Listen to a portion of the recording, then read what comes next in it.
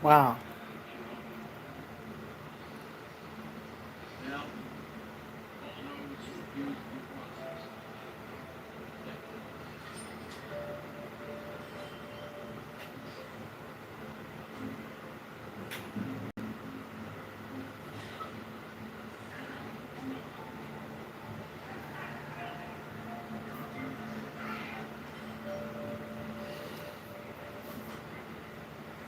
I ain't even got on here good, and I can feel people doing spell work. Ain't that sad?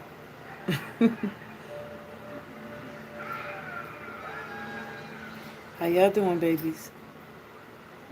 I missed y'all.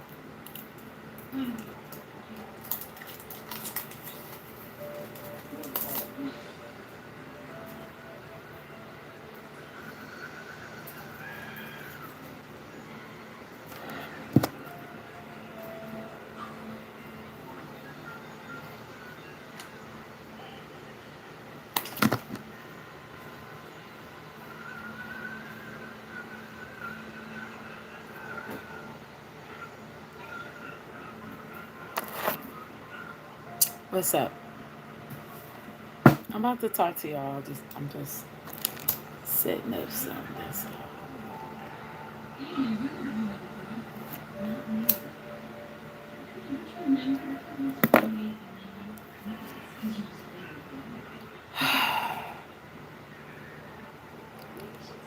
I hope y'all are well.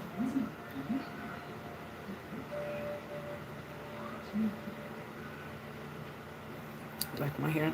I just finished it. I did it. I ain't going nobody. I ain't paying nobody. I did it.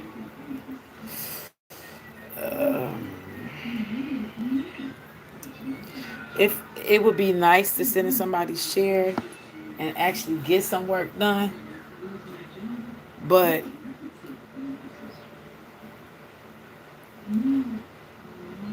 it's like, baby, you can't trust nowadays, right? How y'all feeling?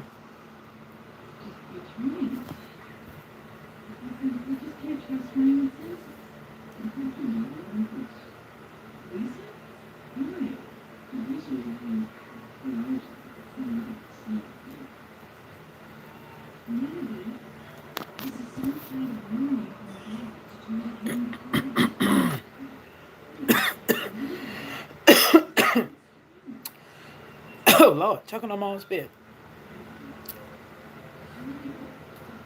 You feeling new?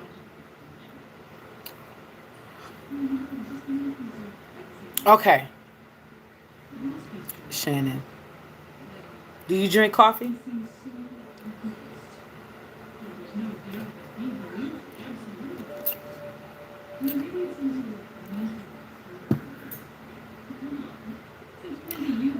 It would help you if you drink coffee.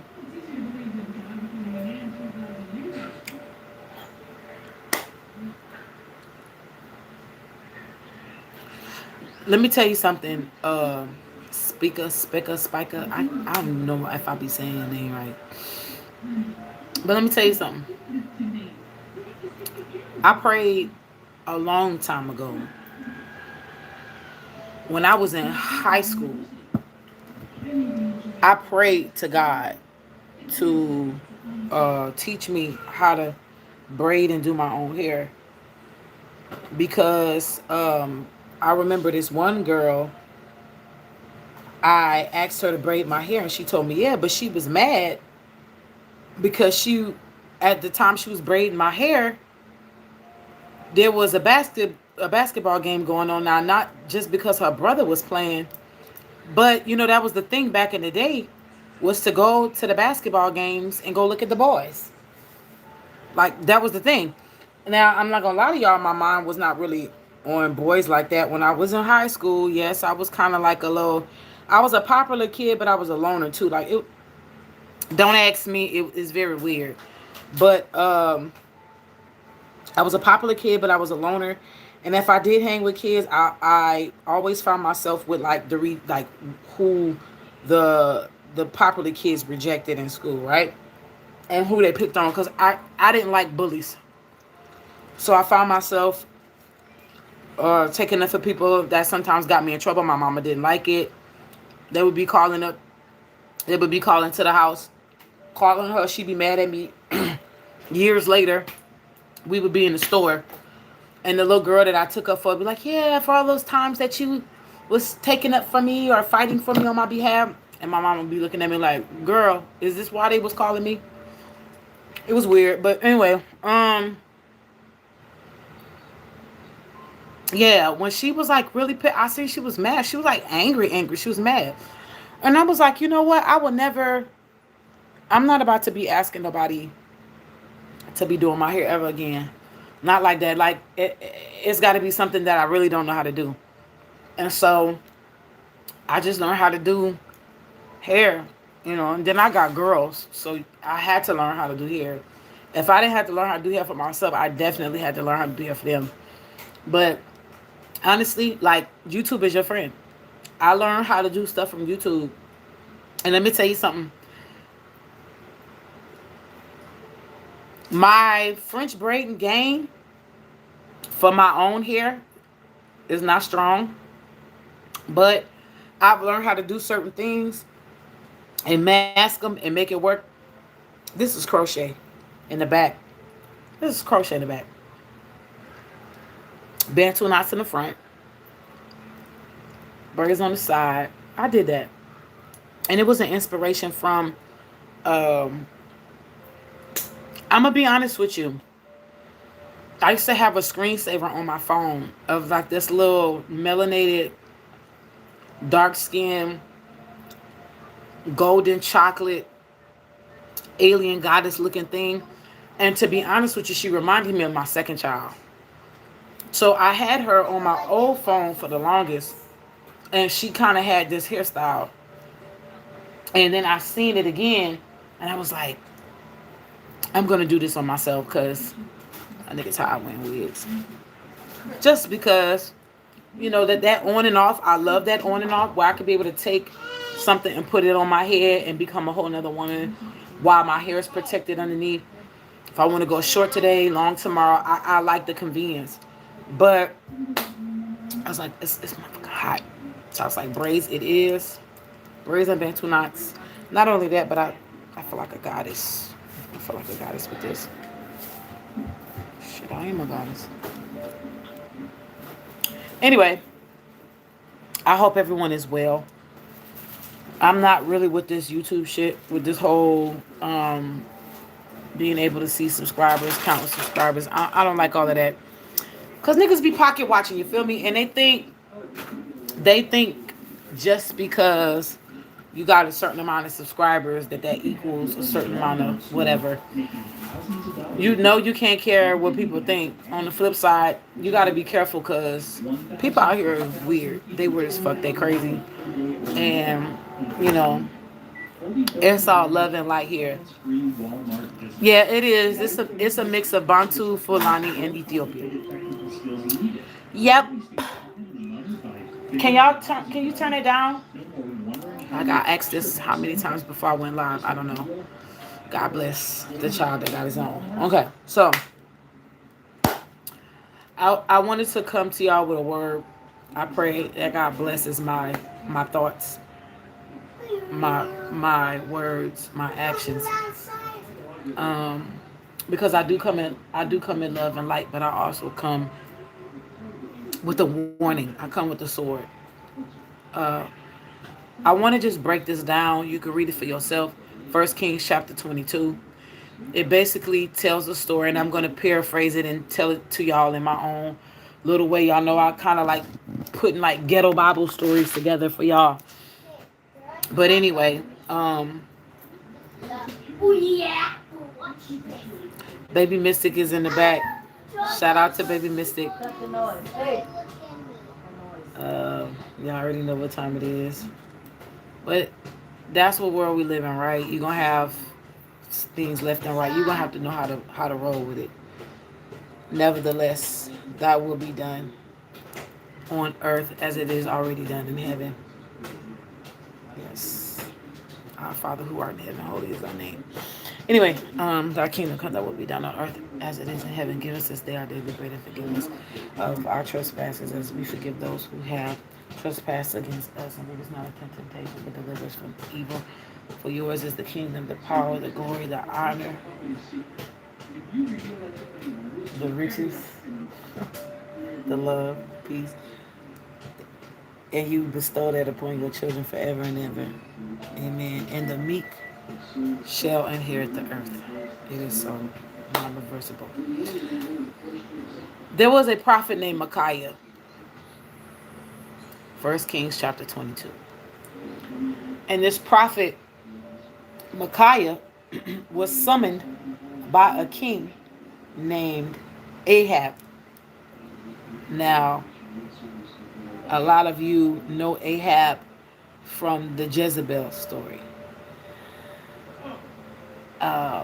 Ahab and Jezebel goes one and the same. When you hear a lot of pastors and preachers speak on, basically it's really a story of karmic relationships. When someone stays in a karmic relationship and their throne is threatened because they're holding on to a woman who is the detriment to their kingdom. Now, there's going to be several lessons in this little story here, but there's one lesson in particular that I'm bringing to y'all today. Okay? Now, Ahab is what you call in the church community a man who did not have his own backbone. He basically could be talked to any kind of way, ran by his wife, his woman, his mama, any woman who was trying to usurp authority over him. Now, Ahab was the king of Judah at the time of his reign and his living. He was the king. He did do wickedness before the Lord, the Bible says. Jezebel did not help. She had what you call prophets of Baal, okay, or Baal. Baal or Baal is a god. Is a wicked god according to the elder scriptures. When I say elder scriptures, I'm talking about the Old Testament. Okay.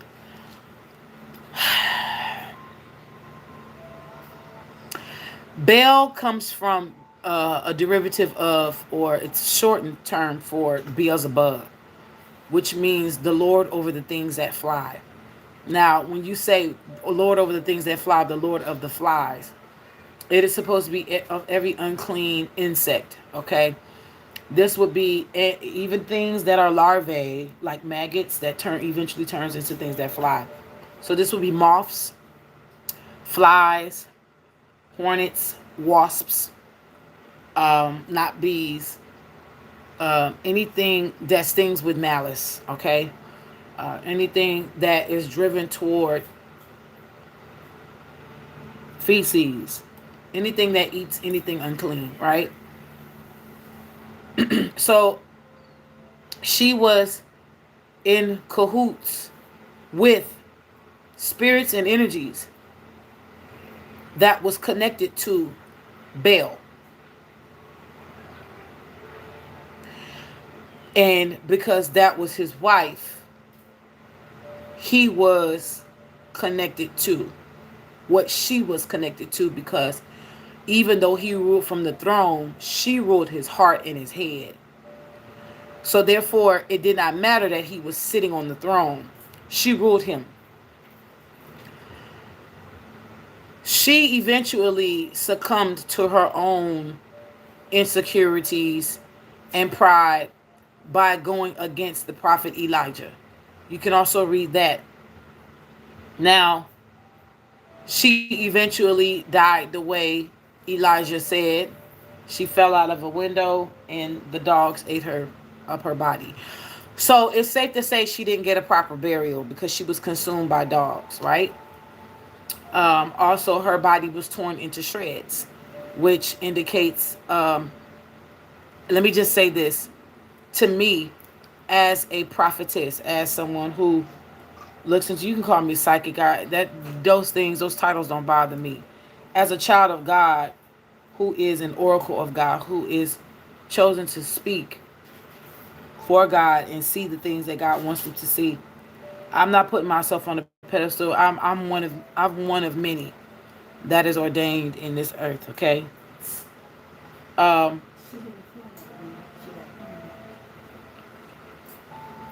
Okay, fell, thrown out, whatever it may be. So anyway, um, I mean, thrown out the window, fell out the window. No, she's thrown up by units. Okay, well, yeah, those who don't have sex, they threw her behind. See, I was getting ready to go in. So anyway, her behind ended up on that ground and ended up getting ate up by dogs. Okay, that for me was an indicate. This is where I'm going with that. That was an indication of not only she didn't have an improper burial, she didn't have a burial at all, which means her spirit or her soul did not get to rest. Even if she would have went to a lower realm, her soul and her spirit did not rest. Now, somebody I know is on the other side of the screen saying, well, her spirit returned to God because that's where the spirit comes from. Let me explain something to you.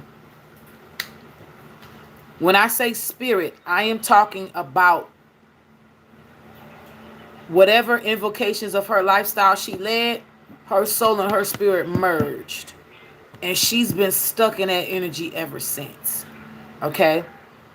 So when you have karmic energy that's feminine, 9 times out of 10, when it's narcissistic, it's going to embody a Jezebel energy. Okay? Lilith energy, some people like to argue that Lilith and Jezebel energy is one and the same. I don't too much know about that because I feel that Lilith has a more of an independent energy than Jezebel. Jezebel has to have a mate. She cannot live her life on her own. Okay? Remember I told y'all I was going to be hitting different points. She can't live her life on her own.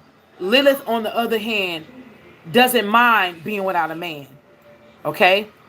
She doesn't mind being without a man. Now, the downside to an impure Lilith energy is that she's more sexually, she's quick to be more sexually active and more reckless. I said imbalanced, unbalanced. Okay? So don't come for me. Jezebel unbalanced. Well, Jezebel is unbalanced. There is no balance to a Jezebel. She may have a cheating energy on the side, but she's not reckless in that sense. She's more reckless with who she's controlling. And that would be the male aspect, right? For some of you men who need to hear this and you wondering who the hell you been attached to, because you ain't attached to no Esther. You damn sure is attached to a Jezebel. Turn it down. Turn it down, Pop. So, her energy has been running rapid because, number one, there was not a proper burial. Her body was eaten. It's okay, astronaut. I love you. I always know big sister now. What? I'm not very good sister. Who? I'm not very good sister. You love your sisters? Okay. So, Yeah. Who is who? give me a second, because I know y'all be trying to talk about me. All right. So when it comes to an Ahab and Jezebel spirit, they need each other to survive. Because Ahab can't be by himself. Ahab would rather be with somebody reckless and controlling than to heal. Now, at any given time, a Jezebel or an Ahab can repent and be healed, can recover, can come into, they can come into their own. All right? That's only if they wish to. Jezebel was a false high priestess who ate off, she was a vampire. She ate off the energy of other prophets that were false. If any real prophets came into her midst, she turned them into a prophet of Baal. In other words, they tapped into the spirit of low vibrational energies and prophesied on behalf of those energies for whatever destiny they wanted to come true. So in other words, the prophets, most of her prophets either could not see, didn't have no power, and was playing like they were false, or the ones that did have power, she convoluted them to rape their power. Okay? Just want to put that out there. All right? Thank you for the love your hair comments. I appreciate it. Now, so she's gone. Fast forward to 1 Kings 22. Ahab wants to go to battle. Okay? Now, because he's learned from his dead wife, his wife who was horned with other unclean and foul spirits, who was trying to play God, who was conniving and manipulating, and most likely was abusing the throne through her husband and abusing powers, because it was revealed to me that the way that she died, it was because of the prophets of God, of their blood that was on her hands.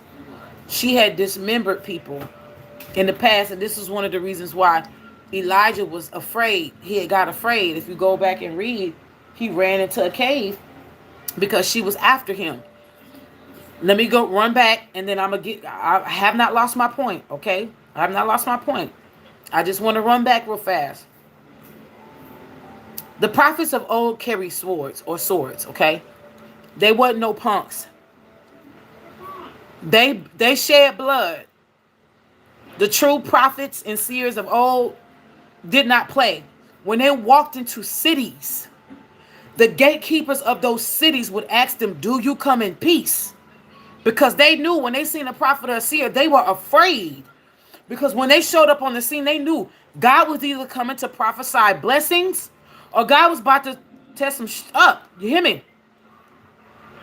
So my point number one is God is returning as in the days of Noah, as in the days of Elijah.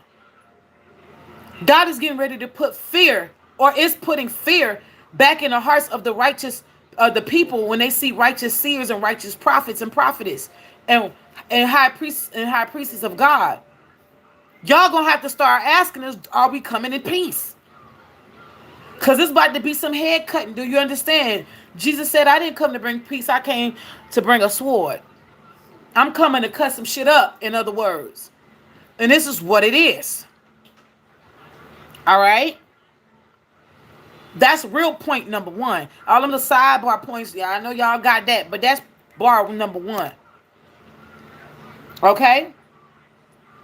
Thank y'all for all of the cutesy looks. I feel cute. So anyway,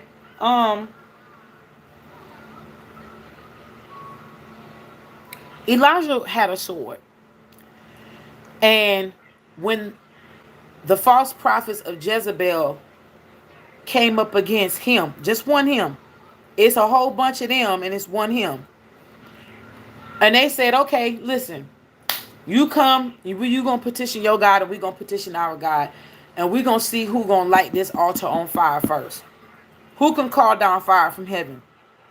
So they over there, oh, mighty Baal, come down, cast fire down from heaven on this altar, and ain't nothing happening, right? So Elijah over there like this.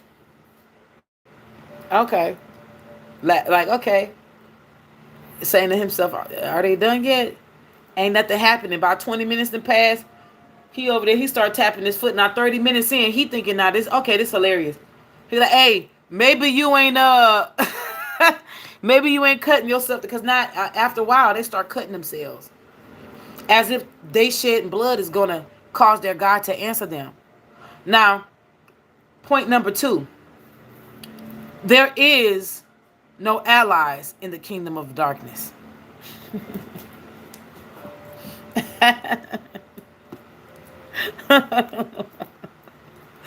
Why is that so funny to me? You know why? Because it's a bunch of your adversaries, divine ones, righteous ones. It's a bunch of your adversaries that have been working hard by themselves to take you down. And they seen that shit wasn't budget. And now they came together in groups of 4 or more. And now they see that shit is turning on back on them. And now they're turning on each other.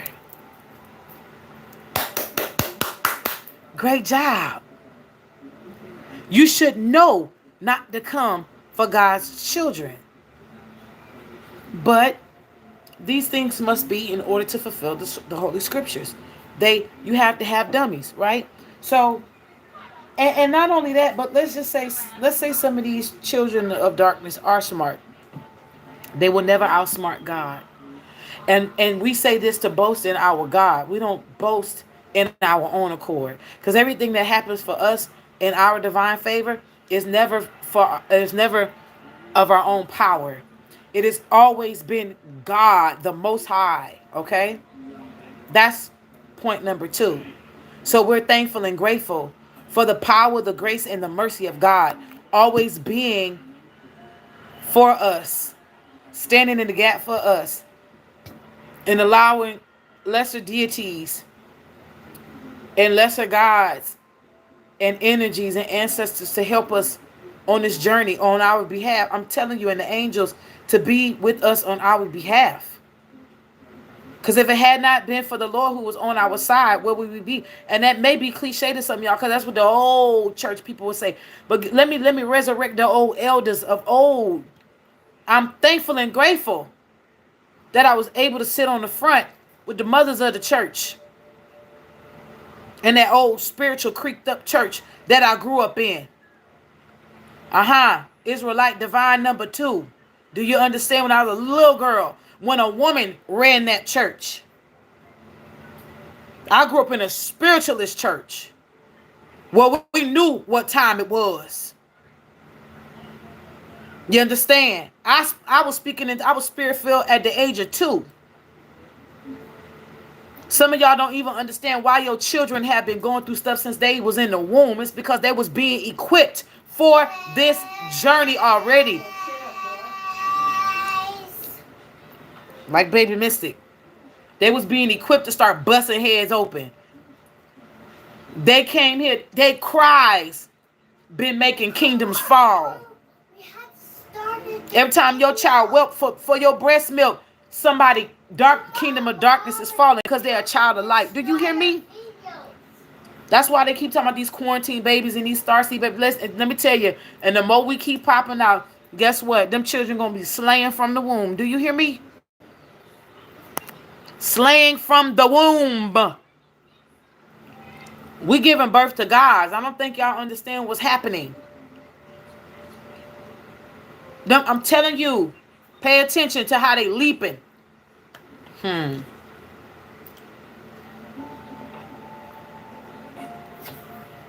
That Roe versus Wade wasn't for you, black woman. That was not for you. You have no problems multiplying. Black people multiply like cockroaches. You can go all up in the Old Testament and in the New Testament, but it's more so in the Old Testament. They always took census because we always be multiplying like roaches. Go back and read your history book, aka the Bible, melanated woman, melanated sir. And you will see all up and through that, baby. Every time they put us under some form of persecution, we was multiplying like roaches. We don't have reproductive problems. That's not shade. That's truth. And it's not to put one race of people over another. I'm just telling you genetics. You understand? Every time there's a women's rights movement, every time there's an LGBT protesting, black women are always on the front line, but we're the ones who are never benefiting from this shit. Let's go there. And the people who are real LGBT don't even be out there marching. Because they know what time it is. I have spoke to real lesbians, real people who are gay, real people who are bisexual. And they like, I ain't a part of that movement. Because they know that. Just like a lot of us, we know what time it is with the Black Lives Matter movement. Don't fight me. Don't come for me. I said what I said. Anytime you got any movements that is using a group of people to advance and never paying back that group of people that they are using to advance, whether it's of their own or not, it's an agenda and it's hidden and it will be exposed. Do you understand? It is being exposed even as I speak. Some of us just need to stop. They can reverse Roe versus Wade all they want. It is not going to help them. They think putting stuff in the food and in the water was going to dismantle our genes and our cells and mess with the sperm count of man. It's not. The ones who need to be reproducing are going to reproduce. You can't stop it. And the more you fight that, the more y'all it's not going to be able to reproduce. See, there's a lot of stuff that's going on behind the scenes. You have no idea. And there's some stuff that I'm not going to speak on this platform. Not right now. Some stuff I probably won't ever speak on unless God gave me clearance. I'm going to shut my mouth and keep it moving. But I know what time it is. I know what time it is. Say, Mommy. Oh, I said nothing, baby. Well, you better not say that word. That's a bad word. Okay, I won't say no bad word.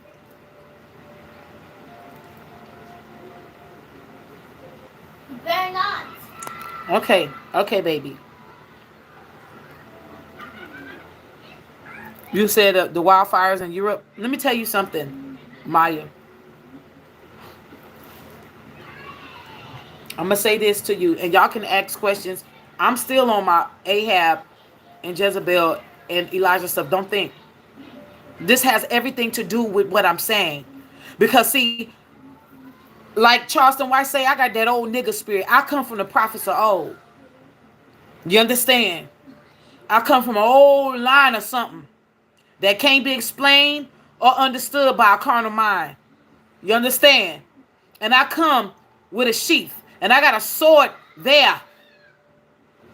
And what I'm speaking to y'all, I'm cutting off heads at the same time. Because I understand the agenda. That will not only not falter, but is being turned back upon those heads. Y'all remember when Monk? Y'all remember Monk used to come on? I didn't say nothing bad. Astronaut? Y'all remember Monk, the series Monk? Did I tell you not to say that word? I didn't say no bad words, Astronaut. You better not. Who you talking to? I'm still your mama, yeah. Anyway, you think he bossing somebody. Anyway. Oh, and I am representing several things with this hairstyle. You understand? I'm representing several things with this hairstyle. God is good. Let me just say that. It's a reason. It's reasons for everything. God don't have you move in this world blindly either. And if it is, it'll be blind faith, because he'll never leave you or forsake you. And I'm learning that, and it's a beautiful journey, and it's a beautiful testimony, and I'm grateful. I really am. God has been good to me in every day, in every way. My life keeps getting better and better. That's my affirmation. I hope and pray that you righteous ones, y'all who is going through some stuff, I hope that y'all get that deep down in your soul and your bone gristle, so that things will start turning around in your favor. Because whatever's happening now, that it's cliche to say, but that little temporary setup with setback ain't nothing but a permanent setup. Something getting ready to happen. I just felt my daddy's spirit just now, because he was old country, good in country. I'm serious. I just felt like my daddy's spirit just kind of in my biological father. So they were cutting themselves. I'm getting back on track now. They were cutting themselves, pleading with Baal. Oh, and ain't nothing was happening. Say, hey, you may want to cut yourself a little deeper and yell a little bit louder, because I don't think your God is hearing you. So after a while, he got tired, and Elijah was like, okay, are y'all done? It's like 100 in them or something like that. 700 to 750 false prophets of Baal. Do you hear me? One Elijah. One Elijah. Whose name is Elias in the New Testament, by the way. Elijah. One Elijah to 700 to 750 false prophets of Baal. They're all crying out. You know how much supposed to be power that is? And he said, now watch this. He said, not only am I going to prove to you that I'm connected with God, I'm going to show you the power of God. He took water and poured it on the altar. Listen, they were praying and cutting themselves. That altar was dry. He went and got water and put it on the altar, y'all. He doused the thing with water. Do you hear me? Water soaking wet. She leaking. She's soaking wet. Shaking like a salt shaker. I'm sorry. Lord help me. Did I tell you not to say that word? I told y'all this is gonna be a ghetto Bible story. Had a little flashback. Anyway, soaking wet. Tell me what I tell my dad. 12 buckets. If you don't get your behind. You better not. Took that thing, baby, doused it, and did one call. That's how powerful God is. He took one call. That prophet of the holy living most high God looked up, said what he said. Now, God, prove yourself this day. Not to me, because I already know who you are. But prove your power to these false people. Hey, Mommy. God, one time, rain. Do you hear me? Dropped it like it was hot? Because it sure was. It was a fireball. And consumed a wet altar by fire. Do you hear me? And then he took that sword out and got the cutting heads off. Do you hear me? Jezebel was pissed. You know why? This nigga done got rid of my artillery. Let me explain something to you. Sometimes God will go and cut the head off the snake and then start cutting the body of the snake. But sometimes God will cut the body of the snake just so it can die slow, or it can know, hey, I'm coming for your neck. I'm coming for your head. Some of us, this is point number 3. It's a prophetic word. Some of us who got enemies sitting in high places, who thought they was invincible and untouchable.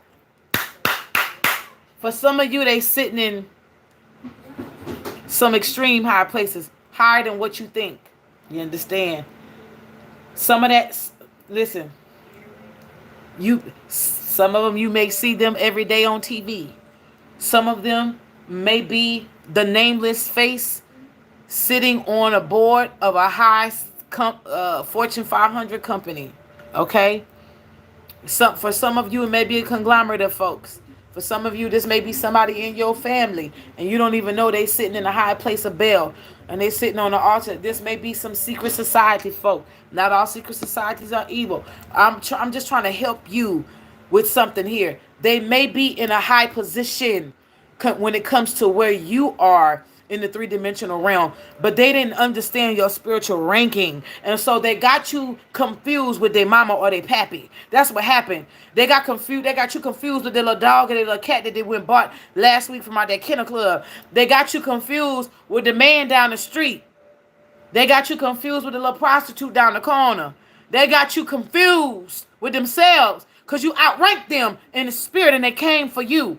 And now God is after their neck. And the way that God is coming for their neck, they're coming for their false prophets. God is slowing their false prophets one by one. I'm going to tell you how you're going to know. For some of us, 4114 on the clock, you better look it up, angel number. You are getting, I'm hearing coffins. Do you hear me? My good friend by the name of Fela Kuti has been visiting me and has been giving me one of my favorite songs by him, Coffin for the Head of State. And he know that's my song. I'm getting goosebumps. That's my song. He said, Jesus Christ, my Taylor, amen, amen, amen. He coming for them next. That snake ain't going to be able to regenerate this time around. You understand? And the reason why God ain't coming for their neck first is because he cutting off the body so they can feel it.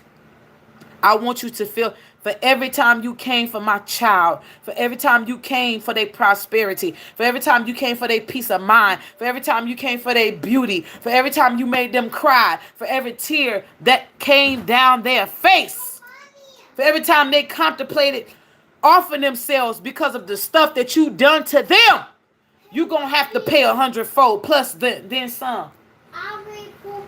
What are you doing? So God is saying, yeah. So you getting ready to hear the when I say billion-dollar corporations, million-dollar corporations, you're gonna either hear of them falling, their corporations falling, or the CEOs, or those who have been strengthened in those CEOs by demonic means. You're going to start hearing their whole lives fall apart. And it's going to be nameless people that's going to become nameless and famous for their downfall. For others of us who may have a conglomerate of the two, you're going to hear famous people's empires falling. Their secrets are going to be aired out. And they ain't going to be able to pay nobody to keep that shit away. You ain't going to be able to pay the blogs. God, watch this. God is going to start protecting bloggers just to get this as a headline. You want to keep headlining? God said, here you go. Take that. I'm going to allow all that slander, that false slander you done created on my child. I'm about to allow, watch this. I'm about to allow righteous gossip on my child's behalf to happen. See, y'all don't understand how God will take what the devil used for evil and turn it around for your good. They wanted to slander you. God put it into it. And guess what? Them same mouths or those false lines he going to use. Here, take that and slander them. But it ain't going to be unrighteous slander. It's going to be truth. God is going to use the truth to have everything crumble. You hear me? I'm telling you. Do you hear me? Pay attention. I don't like watching the news, but for those of you who do, pay attention to what scrolls at the bottom. You will start hearing of more earthquakes and more things happening in the earth. But let me tell y'all, you're going to hear, I keep hearing the number 4. Do you say 4 people, KILLED. I'm hearing of another shooting. Hey. I'm hearing something about the UK. I'm seeing a Ferris wheel. I see a subway. I don't know, something also about South Africa is getting ready to headline. This may not make global United States news, but I'm hearing the UK and the BBC may pick it up. Al Jazeera News. Also, these news outlets that's being paid to keep certain things under wraps and blow up other things, they're getting ready to be exposed. You are going to see unrighteous anchors falling. I've said this already before. You're getting ready to see, I'm hearing a changing of the guards. Because, you know, the universe don't like a vacuum. The universe don't like a vacuum. We're getting ready to see righteous people take the place of unrighteous folks. Let me tell you something. The Lord said in these last days, you was going to inherit vineyards that you did not plant. You was going to start harvesting an overflow and an influx from seeds you didn't plant. You was going to start living in houses that you didn't build. You know why? Because, see, what happened was the evils had been raping and pillaging off of and harvesting the energy of the righteous for their own gain, and leaving the righteous broke and leaving them to be in the streets. But I don't think y'all understand what's happening in Sri Lanka, do you? You need to go and figure it out. Because see, now the people that was living off the streets is now inhabiting the mansions of those who were in power in Sri Lanka. Now I'm going to put out this. May the righteous of Sri Lanka take the place of the unrighteous. May they now sit in the seat of justice in Sri Lanka. And may the children of Sri Lanka start to see the inhabitants of plenty. May Sri Lanka start to show us what it looks like when a country turns righteous and the people overthrow the unrighteous. I'm telling you, something is getting ready to happen. And it's going to be a domino effect. I see it. And I don't know what it is about this London. I don't know why I keep seeing that Ferris wheel in this Big Ben.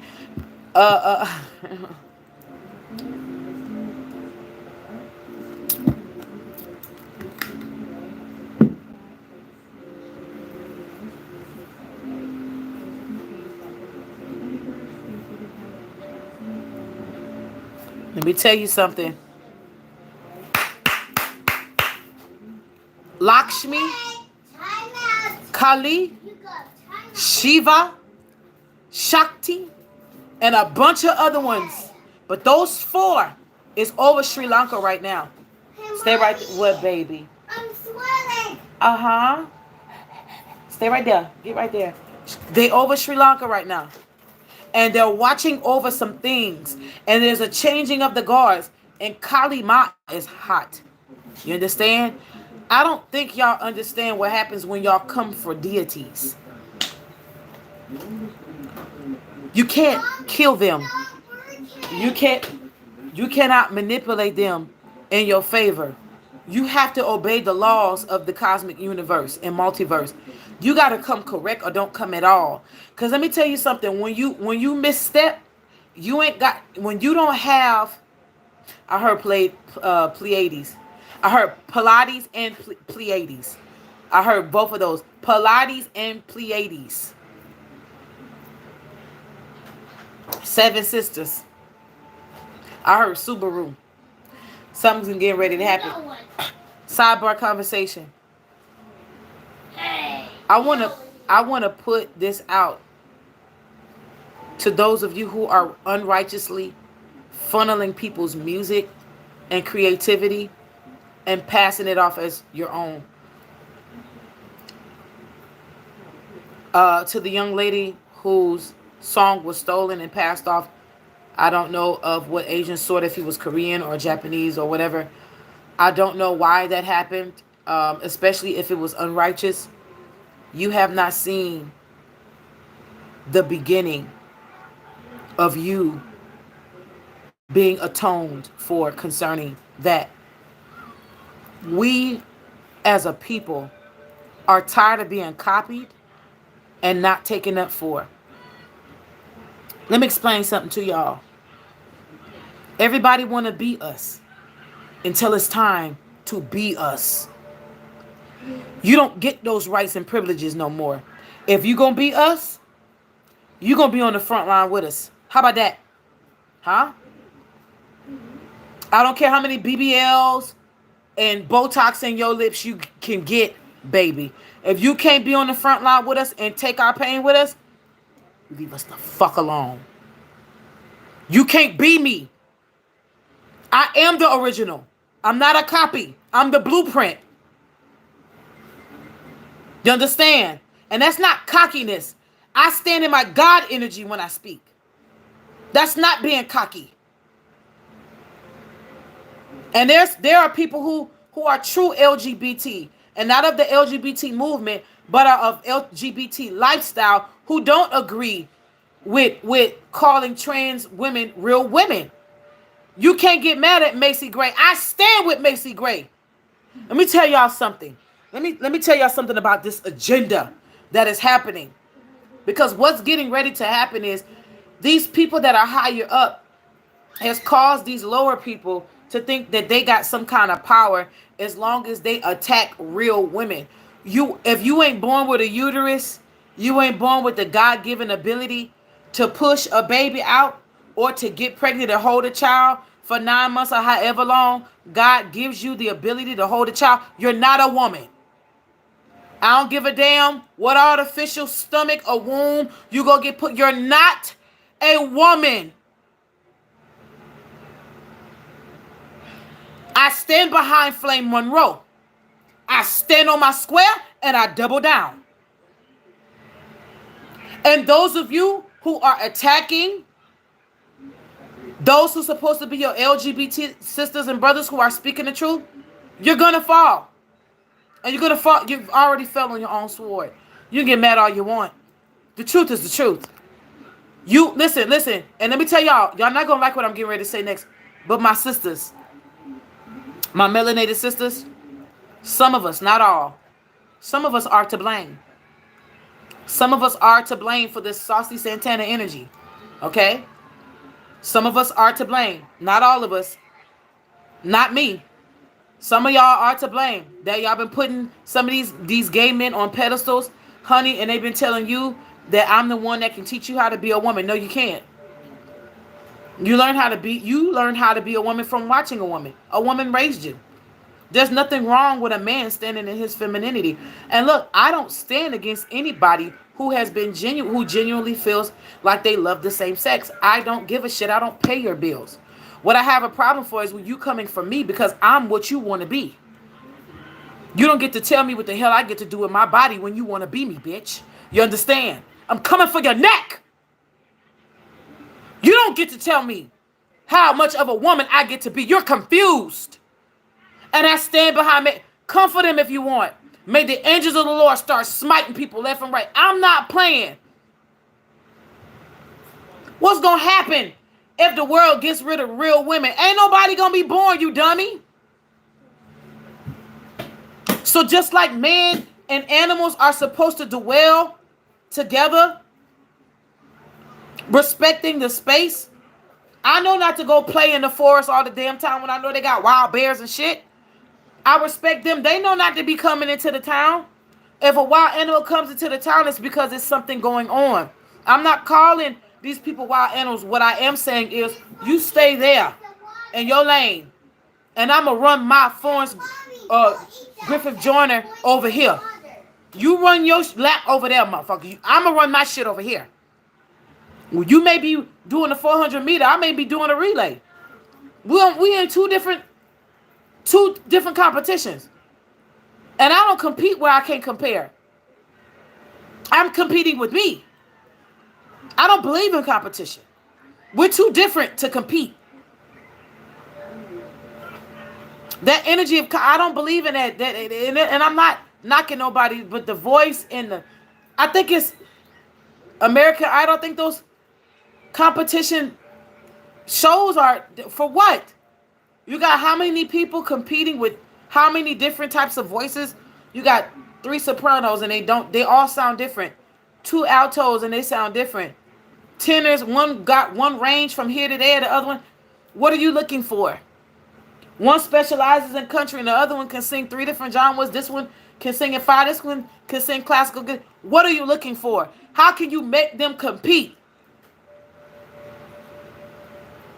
How can you make people who sound different and it's supposed to be different compete? That means you're trying to make them fit into a mold in a box.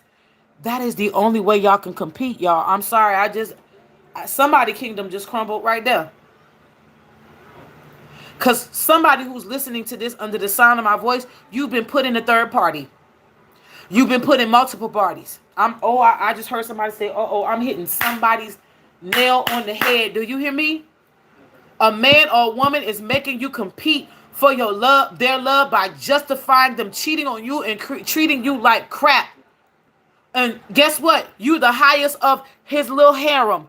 And all you got to do, baby, is cry your last tear, look in the morning like Mary J. Blige, say good morning, gorgeous, and walk out of there. You don't have to compete, baby.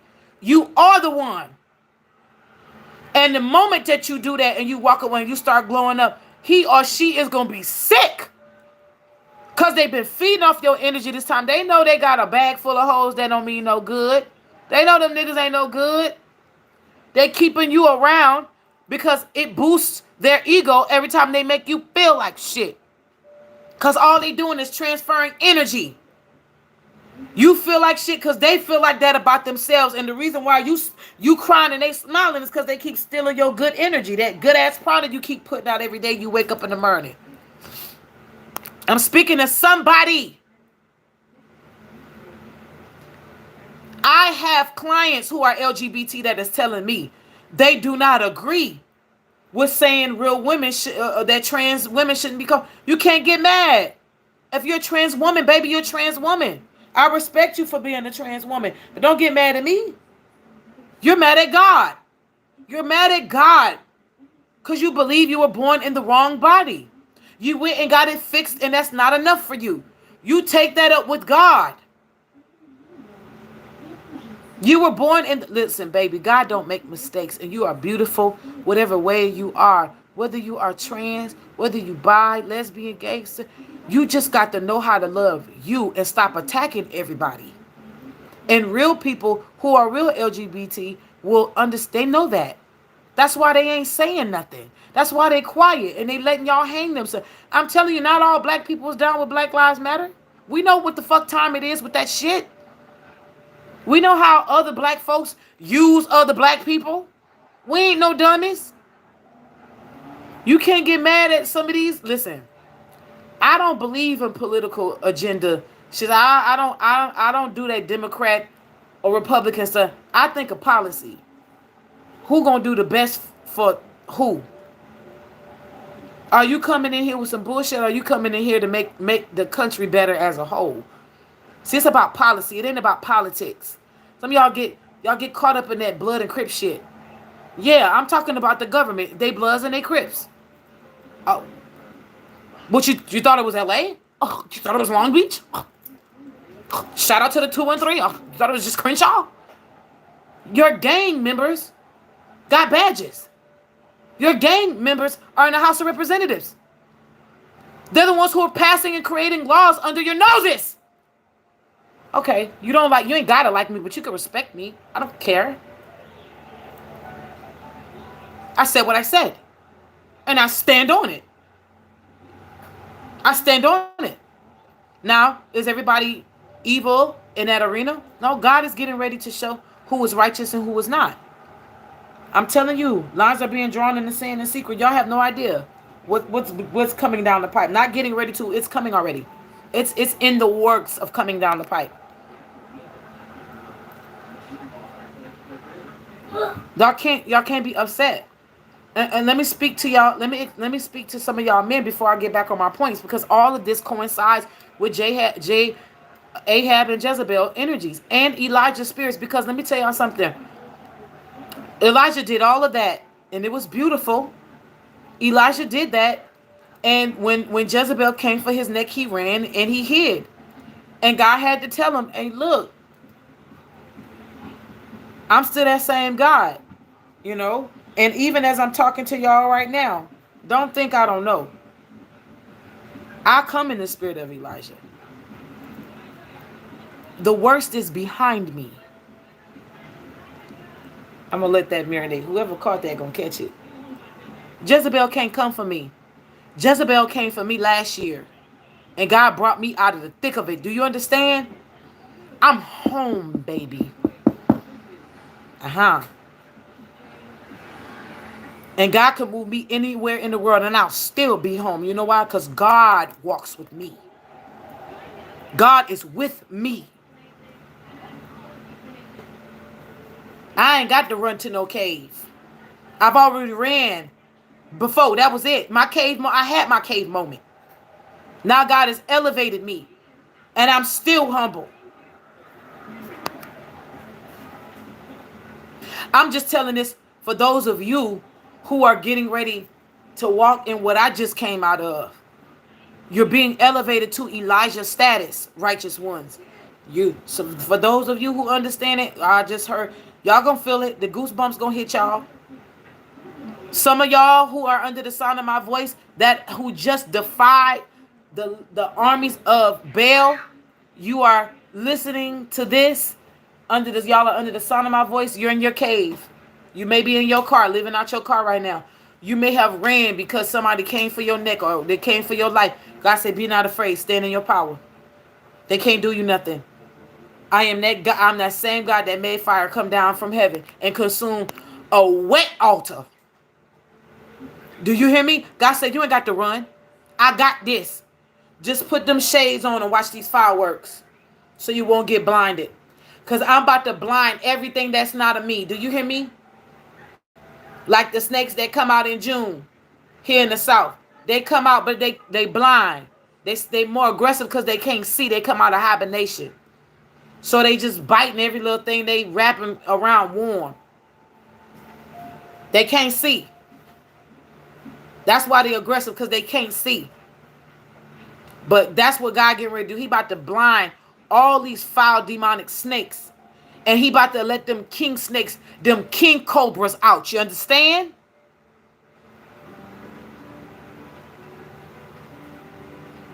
Last time I checked, the rod of Aaron, or the rod of Moses was thrown down and ate up them two snakes. And see, this is what y'all don't understand. When Moses took his brother Aaron with him back to Egypt, and God did those works. Oh yeah, thank you, Holy Spirit. Sidebar conversation. This is point number 4. You're getting ready to know who your adversaries are because the plagues of old is getting ready to hit them. You're going to start seeing boils come upon people's faces. You're going to start seeing foul, I'm hearing foul odors coming from people's mouths, stomachs. It's going to start coming from their body. You're going to start, they going to be able to take 2-3 baths in one day and they going to still stink. Their eyes going to be bloodshot red. You hear me? They're going to be eating shit and can't keep it down. They're going to start smelling like old dead frogs. People going to start coming to work and they're going to say, the strangest thing happened. Never happened before. I had got infestations of cockroaches and all kind of bugs and shit. Rats and stuff. I'm telling you, those plagues of old is getting ready to hit your adversaries. Our adversaries like never before. I don't care how much money they got. And you can't call no exterminator for this, boo. Do you hear me? 6644. You cannot. Be quiet. Hey, you be quiet. If I come for you, little butt. Do you hear me? It's about to hit them like never before. See, what people fail to realize is this. God never shunned away what you call magic.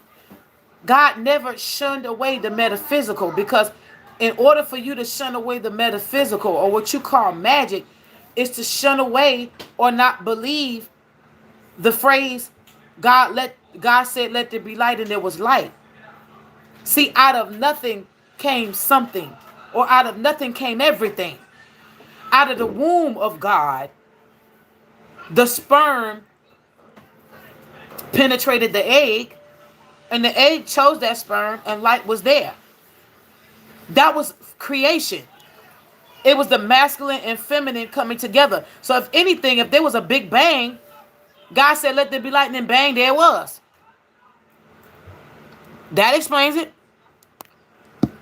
You understand?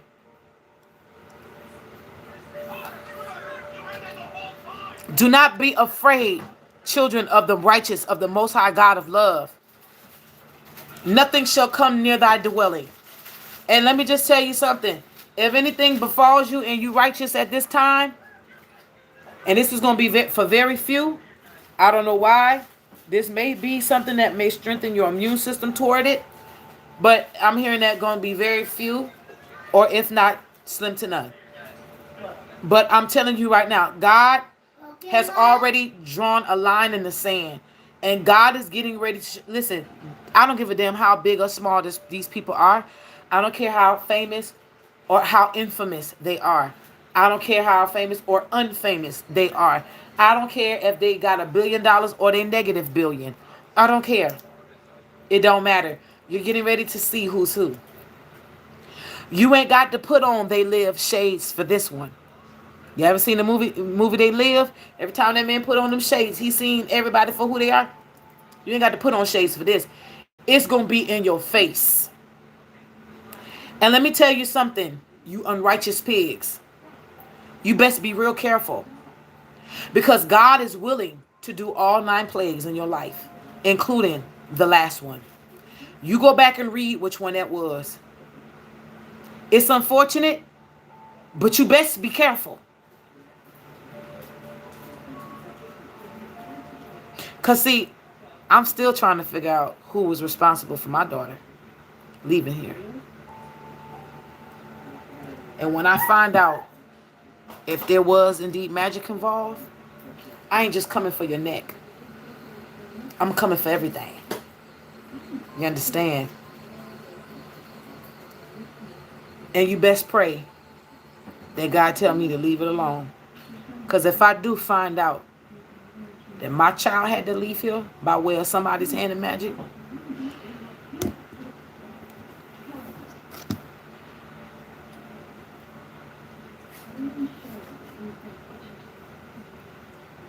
I'm going to just say it like that. Because, see, I don't think y'all understand how evil people are. People will come for your children. Listen, these people don't play by rules. They don't play by rules.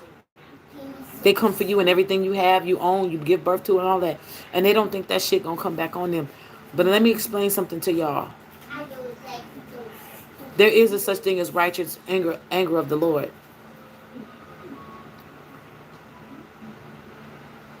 I hear you, God. I hear you. I don't want to stand in your way or your place. My daddy just told me he gonna handle that. He gonna handle that. Because I ain't got no reason to lie. I ain't got no reason to lie. That was the worst thing that ever happened to me. Even outside of what happened to me last year.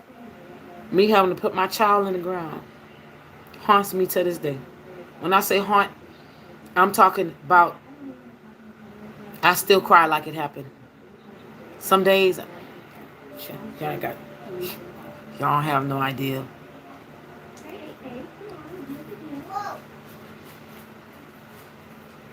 Hey, do you know this Medicare plan covers more than the usual plan? I'm talking about dental, utilization, need and gym membership. Most people 65 or older. I know she's with me. I think about her every day. I feel her all the time.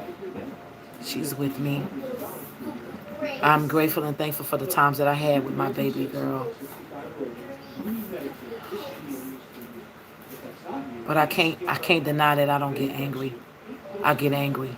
I get livid.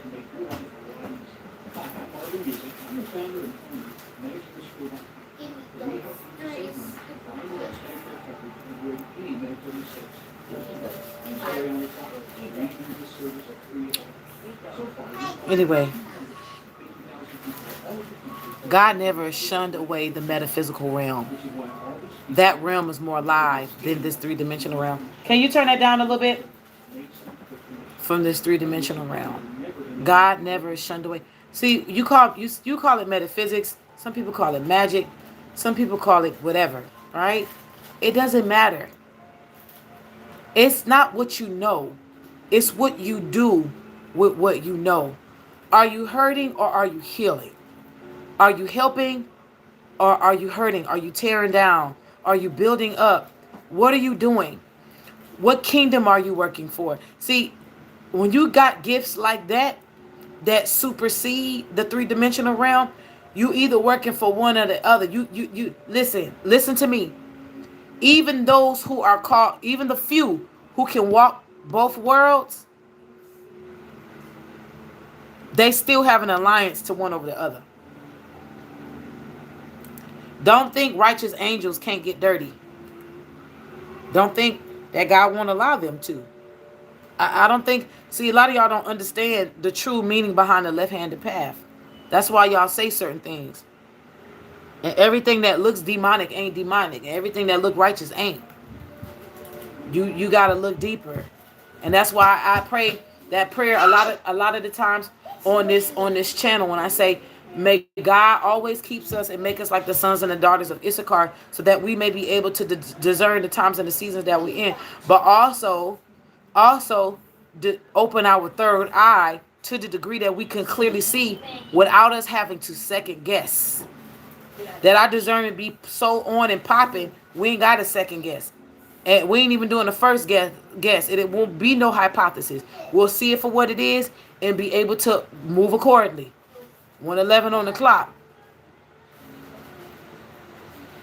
Those Egyptian magicians knew the same types of they turned their rods into snakes.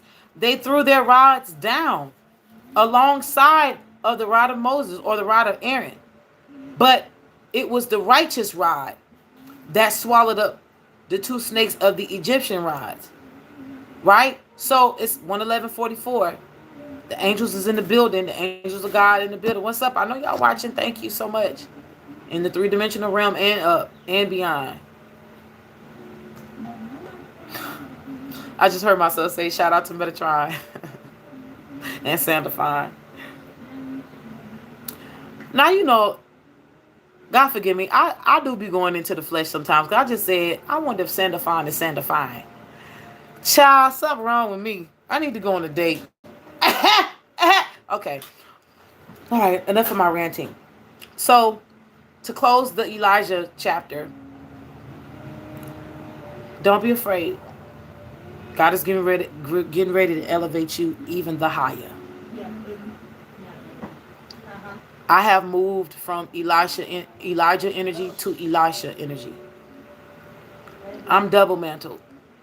However many mantle I got. I'm grateful and thankful. I'm only pulling y'all up. Those of y'all that want to come on, that's righteous, I'm pulling y'all up. Come on. I can't turn around and see y'all back here. I'm coming to be your hope. I'm coming to be your truth. I'm coming to be your clarity. But I'm also coming to be the gavel on your behalf. I'm coming to be the sword on your behalf. I'm speaking also on your behalf. I'm not just speaking on my behalf. For every tear we have cried in the last season, this season we're going to reap double for our trouble and triple for our ripple and quadruple for our rupel. Yeah. Why you want me to say, are you okay? There's nothing wrong with you, astronaut. Stop that. So he fake coughs and then he wants me to ask him, is he okay? He loves me. My baby be making me feel so special. Yeah. So anyway, 1Kings, chapter 22. Ahab lives a little longer. Still sitting on the throne, still wicked. Because he followed the ordinances that his wife had put in order, he still has false prophets. The high places of Baal, the high altars of Baal still put in place on the mountain tops and all this other stuff, right? Every manner of wickedness and foul things happens up there. So, he wants to inquire. He wants to make war with another king. He wants to go to battle with another king, right? He wants to go and he wants to recruit Jehoshaphat, another king in Israel, by the way. Now, before he goes to war or to battle, he inquires of his false prophets. Now, watch this.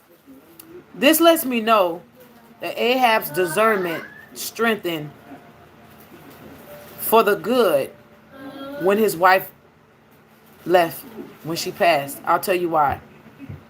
He knew that what she put in place was false, because he had all these hundreds of false prophets of Baal, and he said, hey, I want y'all to do some divination, and I want y'all to see that would it be prosperous that if I make war and battle with this neighboring country here, with this neighboring king, will I be successful? And they all said, oh yeah, telling him what they know he wants to hear. Watch this. He knows. Ahab, this wicked king, knew they was lying. So he calls for a prophet of God named Micaiah. Listen to me well. This is about to be my 5th point. I think that's going to go with my 2nd point. Because I told y'all these false prophets was going to fall and you're going to know who they are. I didn't finish that point on purpose. I left it open because this is the finishing to this one. Those false prophets, see these YouTubers, see these, because not all people that's reading these cards and saying, thus say the Lord, is speaking of God. God getting ready to shut their mouth. Do you hear me? Literally shut their mouth. Not everybody. What did you say? Listen, and not everybody some of these people who are speaking ain't just reading cards. Some of these people are coming online and saying, and they're using scripture. You understand? God is getting ready to shut their mouths. For some of them, they've been energy harvesting off of real people who are called by God, whether they're using tools of divination or whether they're just channeling, the word of God by the word, the Bible, and by, prophetic word. And I'm not talking about prophetic word by means of exhortation. I'm talking about word of prophecy, word of wisdom, word of knowledge that's dropping from the ethers, from the survival scrolls. You understand? I'm talking about that word of wisdom, word of knowledge, past and present and future. I'm not talking about exhortation. Because you have a gift, you can have gifts of prophecy, which is exhortation, and then you can have mantles of prophecy. That's only seers and prophets and prophetess and high priests and high priestesses carry that. Not everybody who's prophesying is a prophet or prophetess. I think y'all need to understand the difference between what's happening here. Because some people give prophetic words of exhortation to elevate you. Go and read what the word exhortation means. It's to uplift you. Encouragement, in other words. You understand? Okay?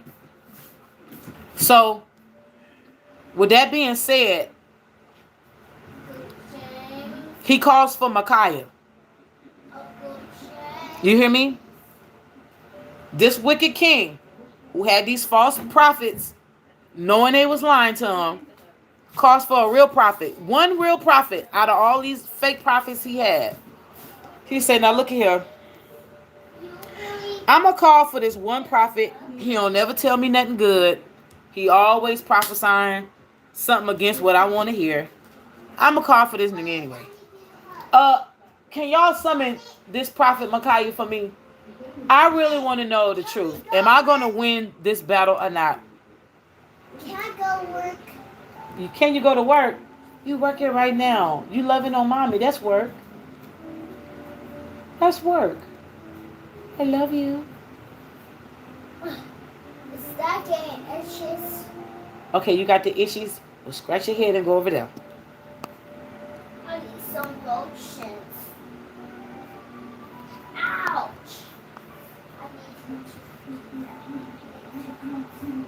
I'm reading, y'all.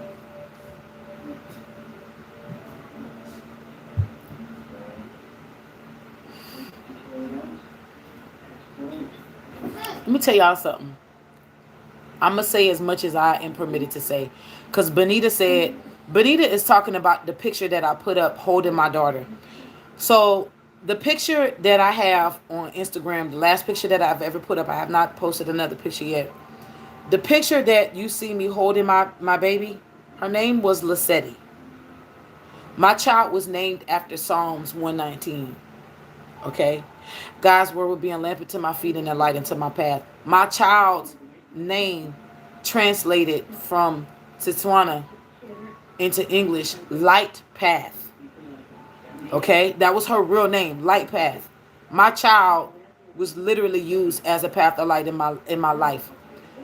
God had to explain to me that it was meant for me not to keep her long.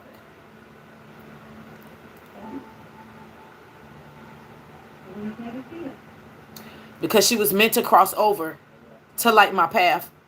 I was angry at God. It wasn't until the movie Moana came out that I realized the part that she played in my life. And the part that she played in my life was of the grandmother to Moana. Moana could not do anything. Moana could not go out and save her island and save the world. See, that's what I don't think y'all understand, how that movie was bigger. Moana was the catalyst of change. But it was bigger than just her and that island. Moana saved the world. She got a prophetic vision of when she got to the island of Maui, the Hook, the land of the Hook. When she got there, she was given a premonition by the higher realms that it was gonna spread that death was going to spread throughout the whole entire world. It just wasn't going to overtake her island. You understand? So this was bigger than just her and her island. You know, she was like, I am Moana, princess, of, the island of Motunui, and you will board my boat. Her grandmother had to equip her with the knowledge and the wisdom was of the heart of Tafiti, which was something physical. She had something physical she could use. Right? 1:22:22 on the clock. But she had the knowledge because she had to understand where she came from in order to know where she was going. Because her father's fear locked her into not leaving past the reef. That's a word, all, but I could preach off that one movie right there. So a lot of us are being called out. And the reason why we are black sheep is because we're not, oh my God, Holy Ghost. We are not regurgitating toxic behaviors. We're not regurgitating fears. We're not regurgitating stuff that was a detriment to our lineage. And the ancestors before us understood the wrongs that they did. And they're like, baby, you came to break this. So we're going to help you. Because while we were living, we were helping to keep it alive. And now we're going to help you break it. See, we were a part of the problem while we was living. And now we had to come and allow you to reincarnate so we can help you be a part of the solution. So while you got people in your family fighting you on the 3D, you got ancestors in the 5D pressing you forward. Because these people in the 3D are afraid. Watch this. Why? Because as long as you keep perpetuating the toxicity, they get to benefit. When you break the curse, they don't benefit. Some people got your money and your inheritance and you don't even know it. Because as long as you kept the toxicity, they were able to benefit. God said, now you've healed the land. Now you've healed your lineage. They don't get to benefit no more. So guess what? The price is on their head. I'm talking to somebody. My daughter, for me, was the light path. She lit my path. Moana could not do anything. Listen, even with her grandmother giving her that heart of Tafiti, her grandmother led her to that cave, drummed up them ancestors. They sung to her, shown her all of this stuff. She still tried to tell her father and her mama all this other stuff. It was not until her grandmother transitioned into a spirit animal. Until she transferred herself into a spirit animal that she got the grounds and the... We ain't alone on this journey. My baby with me. I know my baby with me. I know my child is with me. I still got questions about why she passed, but she's with me. And she's about the strongest ancestor I got. That little baby you seen in that picture, Benita, my child was not human.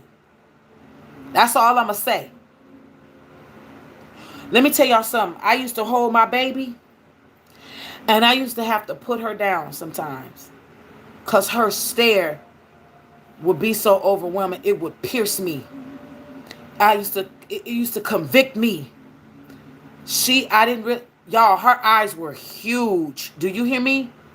I'd never seen eyes like that in my life. My baby would look at me and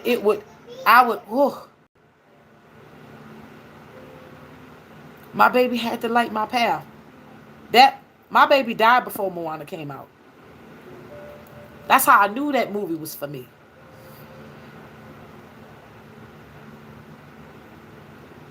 That's how I knew. My child was not, listen, my child was a real starseed. You want to talk about a starseed? There's just some things I don't know if I don't know if I really have the liberty to go into. It's really deep. That's all I'm going to say. It's extremely deep, and I'm going to keep it there. My child was sent to me. My child was sent to me. My child was, listen, my child was not made or created. She was sent. Oh, gosh. Her mommy. She was a part of my redemption. Her mommy. She woke me up. Her mommy. My baby. Where you get those vampire teeth from? What? I always wondering some people everybody knows when the vampires will eat blood. You know, and not everybody who was karmic to you in this realm is going to be karmic to you when they pass over. A lot of people, believe it or not, some of your strongest ancestors are the ones that were against you when they were here. I know some of us, we learned that some of the people that we were close to or we thought was close to while they lived here on this earth actually was against us and we didn't even know it. And that's one of the reasons why God won't even allow for us to even raise their vibration. They stuck as their punishment. They're stuck where they are. Oh my gosh, who's stuck it? Okay, now stop now. Right? Actually, You thought you was somewhere else? Uh-huh. Yeah. So Yeah. Ahab calls Micaiah. King Ahab calls Micaiah. He said, now look at here. You and I already know the relationship we have. I know, I listen. I know you hear from God because you tell the truth. Even, listen, a king has the ability to take your neck off if they want to and not have to explain themselves. When you got a prophet who can stand in the face of a king, whether wicked or not, and tell them the truth and not be scared whether or not the sword is going to come in off their neck, that's a powerful prophet or prophetess. You hear me? Micaiah looked at him. Look, watch this. He said, King Ahab said, hey, shh, be quiet for mama. Be quiet.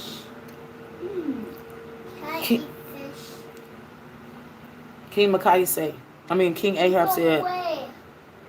I want to go to battle, but I want to know if it's going to be sufficient for me to, am I going to win? What's going to happen? Am I going to win this thing? And Micaiah said, what your prophets tell you? They told me I was going, Oh my gosh, she's I'm going to win. Hey, go over there, astronaut. I'm going to start counting. 1, 2.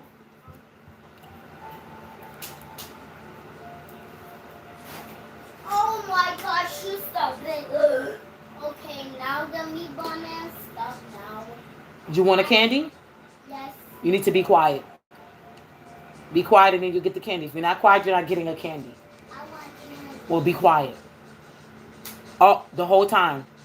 The moment you talk out loud, you can't get a candy. That's the rules. That's the name of the game, all right?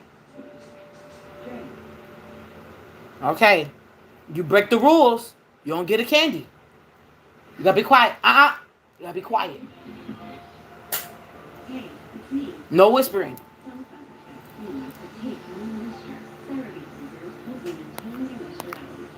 Gotta bribe the boy. So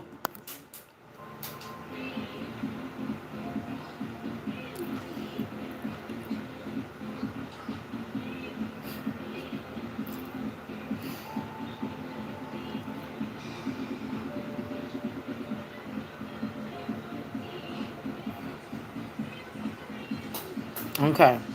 So he said, so what did your prophets tell you? They said, okay, I'm going to go to battle and I'm going to win. He said, okay, as the Lord says, go up, you got this. The king turns to one of his servants and says, you see how he mocking me in my own court? I know that is not the truth. He's mocking me right now. Then he turns to the prophet of God and he says, tell me the truth.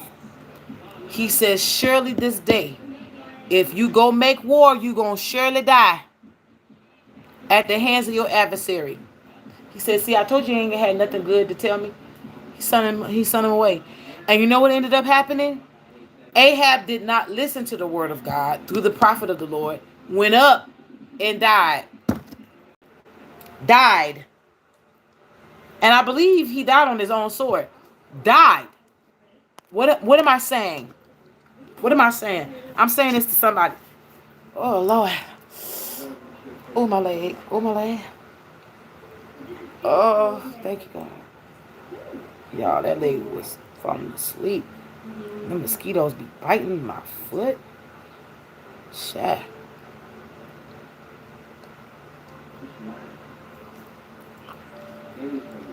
Okay, so anyway.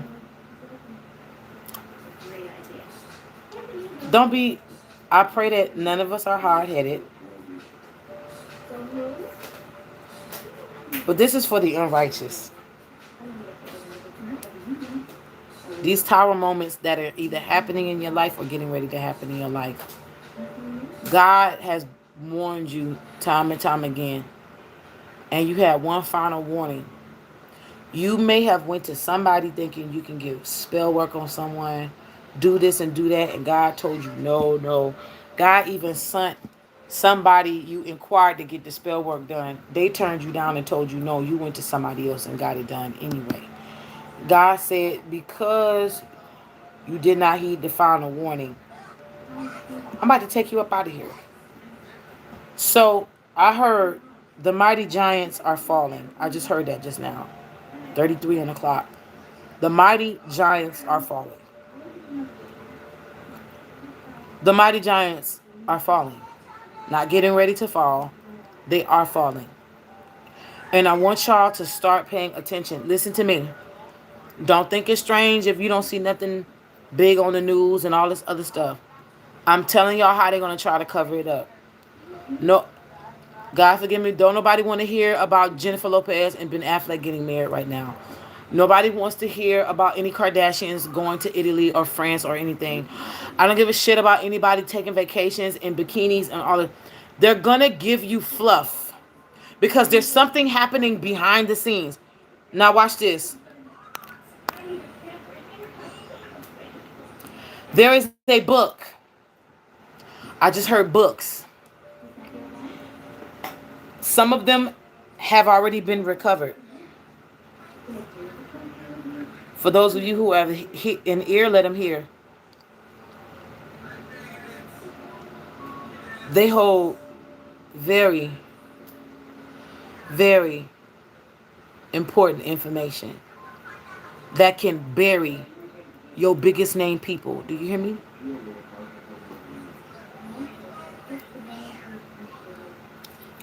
That book is in the hands of God now. God has told y'all had one more time. For those of you who God told you had one more warning left and you laughed and you said, surely God would not give up on me. I'm of the fallen.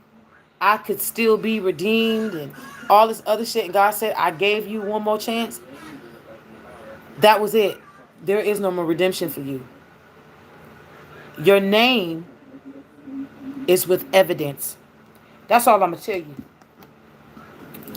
you. You are being betrayed from the grave. That's what I'm going to tell you. You are getting ready to be buried alive, God said. Ain't going to be no oxygen tank. Okay.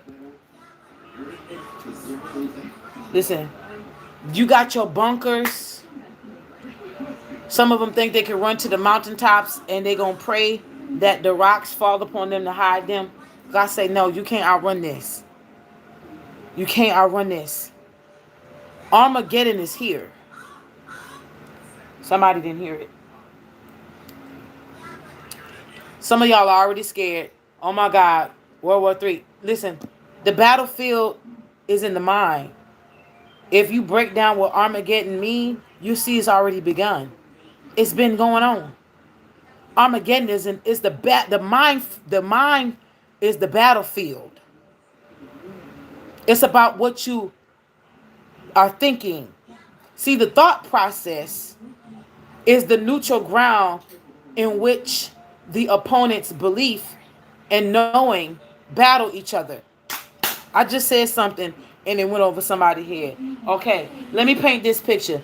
Venus is playing her sister Serena. One is tall and skinny. One is a little shorter than the other, and she a little bit more curvier. They are both great opponents, but you don't know who's going to win because it determines how one plays the other. One is called belief. The other one is called knowing. Okay, let me break it down further for some of you who need it in an astrological sense. One is called Pisces, and the other one is called Aquarius. God is moving us out of what we believe to be true into what we know to be real. What I believe to be true can always be changed. But what I know to be true is concrete. That's on a foundation that cannot be shaken. 3 things I do know, and 3 things will always remain the same, which is the sun, the moon, and the truth. But there's some other things that I've come to know as factual knowledge. I am a child of God. I am the mouthpiece of God. I am provided for by my Father God. I am protected by the Almighty.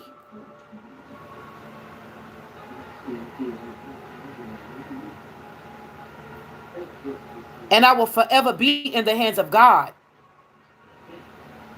I know these things to be true because they were already proven. They're already proven. So, the battlefield in your mind is your Armageddon.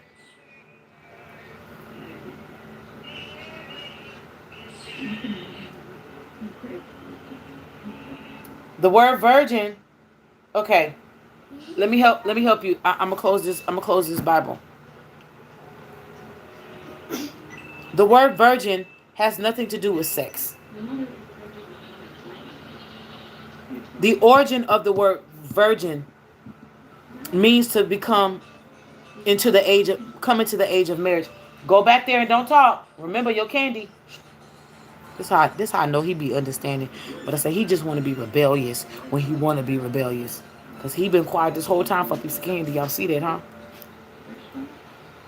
He only come and mess with me when I be on. He mess with me a little bit when I'm not on the live. But he mess with me a lot when I'm on this live. That's because he want attention. I'm giving y'all attention. He don't like that. He want all the attention to himself. So anyway.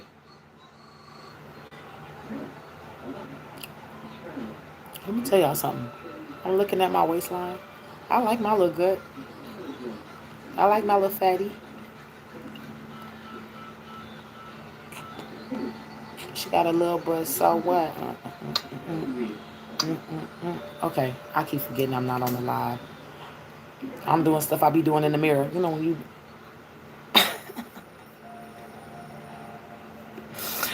You know how we do, sisters? When we get dressed, we start... I guess somebody said, oh, she in flesh. Shut up. I can go in and out. I'm a Libra. I'm balanced like that. Praise God. Amen.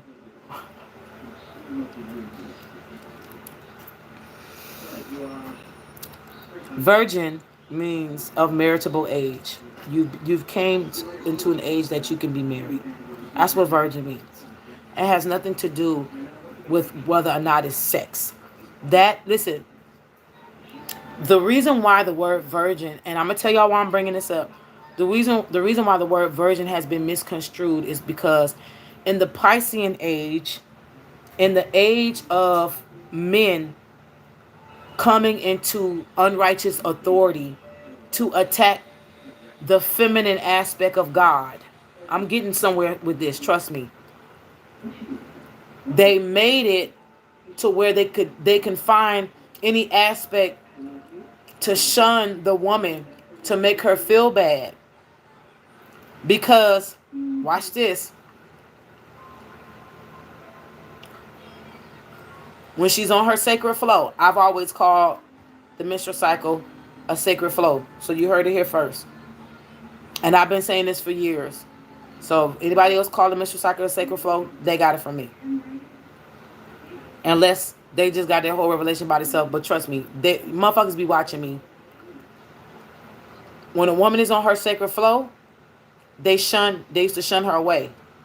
Like she was, had leprosy or some shit. By the way, leprosy is vitiligo.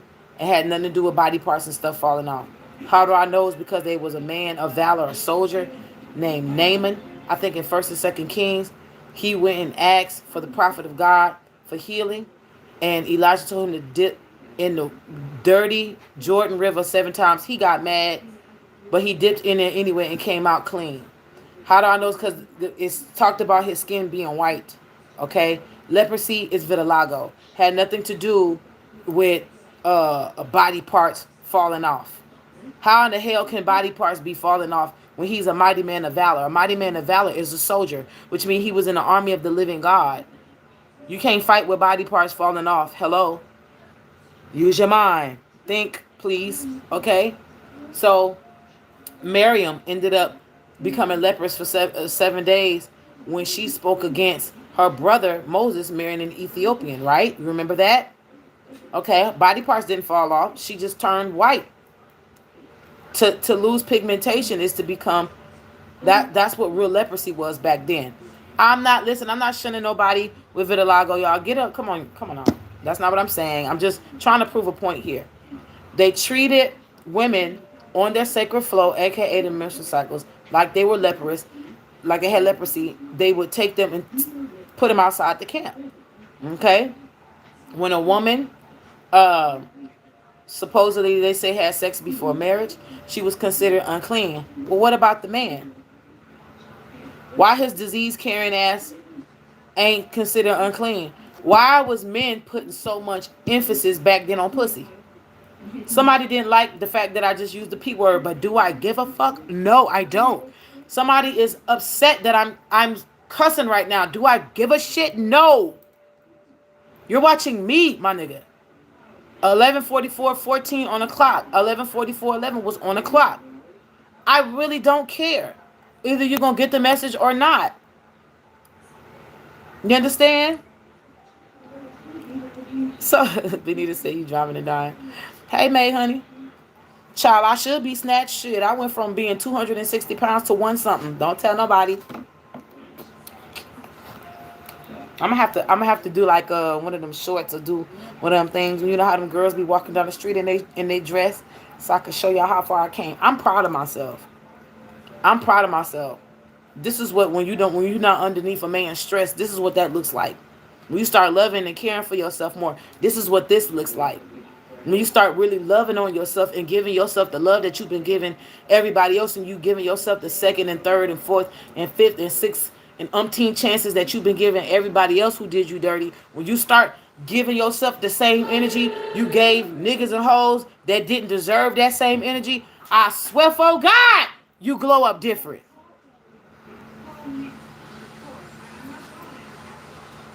That's me. And I like this glow up. And I'm comfortable. Y'all, I'm telling you, I done found a different kind of peace. I'm not gonna lie, the Libra in me be kicking in, and I still love seeing people kissing and hugging and stuff on each other. But let me tell you something, I'm not gonna lie. You know, every now and then I get a little bug to be held at night. But I'm telling you, I ain't nothing like being in my own company. My own peace. I'm loving this. You mean to tell me I can finally in my life go where I please and I ain't got to answer to nobody? Child, I'm loving this. And I have not grown into a woman who's bitter toward men or anything. I still believe that there are good men out there, great men, beautiful men, men that has been set aside, set apart by way of God. But I love the fact that I'm single. This point, hell yes, baby. I am loving it. And I ain't got to be McDonald's. I'm loving it, honey. Fuck a Happy Meal. I am that Happy Meal. I'm joyful. I never thought that I would get to this place in my... Oh, man, I'm telling on myself. I never thought I would get to this place in my life to say that I really do enjoy my own company. That felt so good. That felt so good saying that. I really enjoy my own company. That is crazy. Wow. That's amazing. Oh, you said something, Papa. You said something, astronaut. You gotta be quiet for that piece of candy.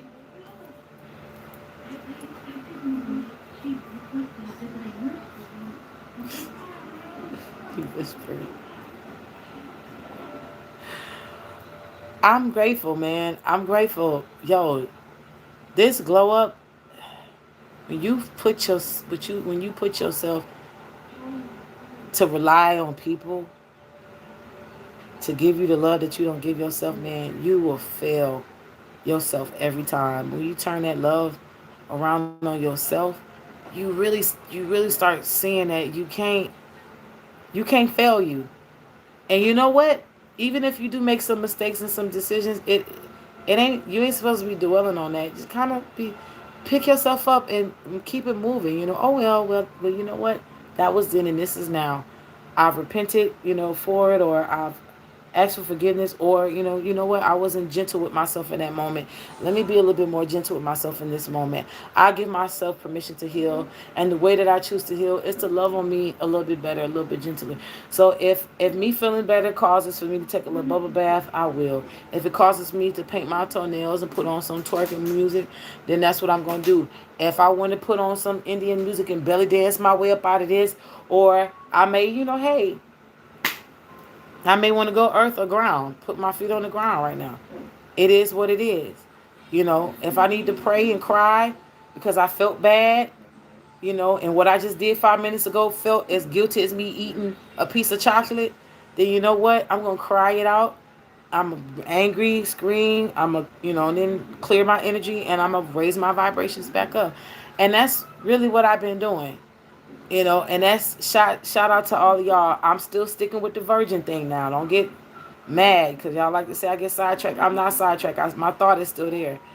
The virgin is with men putting an emphasis on our private parts versus them, is what you don't understand, ladies, sisters, women of all creeds, colors, religion, and background. As long as love is your religion, I'm talking to you. There is true power in your pussy. And I know that I'm saying a lot of cliche things on this live, and it's on purpose.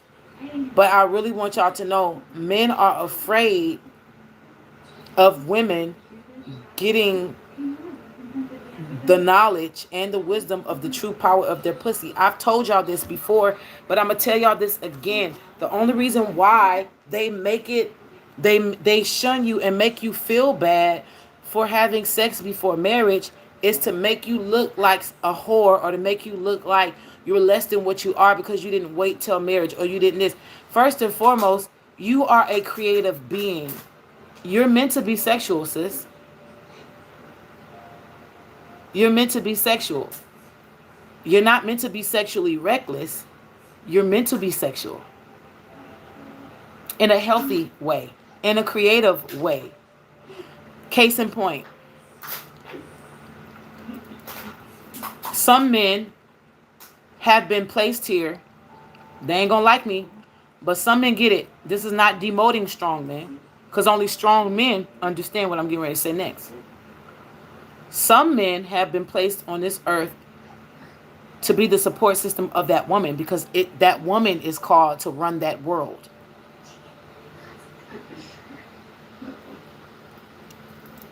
So some of these men get what you call God complexes. And these are usually the ones who, whether they come out of single parent homes or not, because not all narcs and women beaters come out of single parent homes. That's a misconception. Some of these young men are taught God complexes from whatever, people in the family, people in the hood, whatever. And they make themselves bigger and higher than a woman. They debase women and want to make themselves feel bigger by trying to debase the God in that woman. Okay? God gave the mandate to not eat the fruit to Adam, not Eve. It was Eve's job to eat the fruit, have sex with her husband, so that she can be able. Y'all. Somebody ain't gonna get this. That's all right. Somebody is,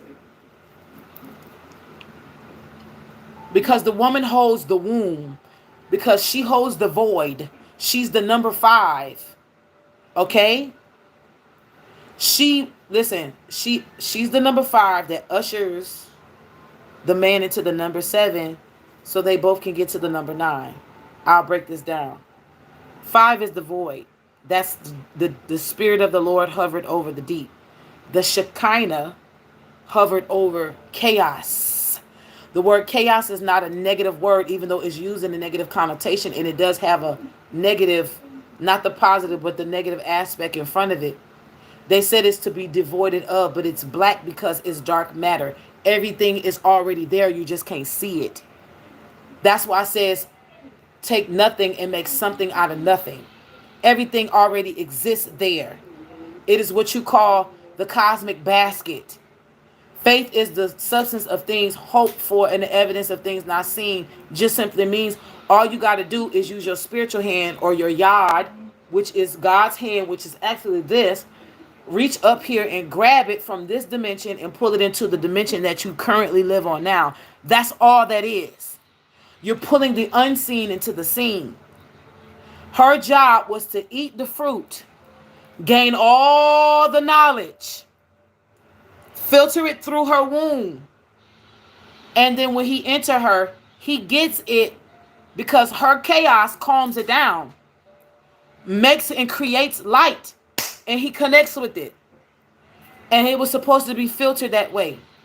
But because he bit off of it, it was not filtered. And it threw him into a tizzy. It didn't throw her into a tizzy. It threw him into a tizzy. You don't like this kind of teaching. You don't listen. You don't like this.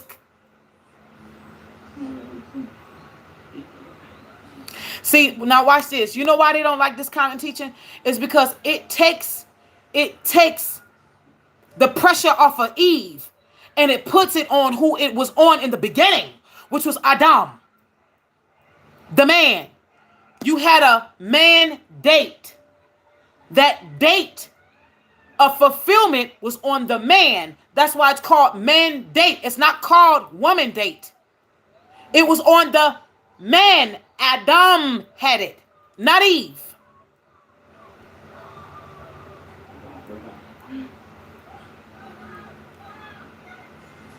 Okay.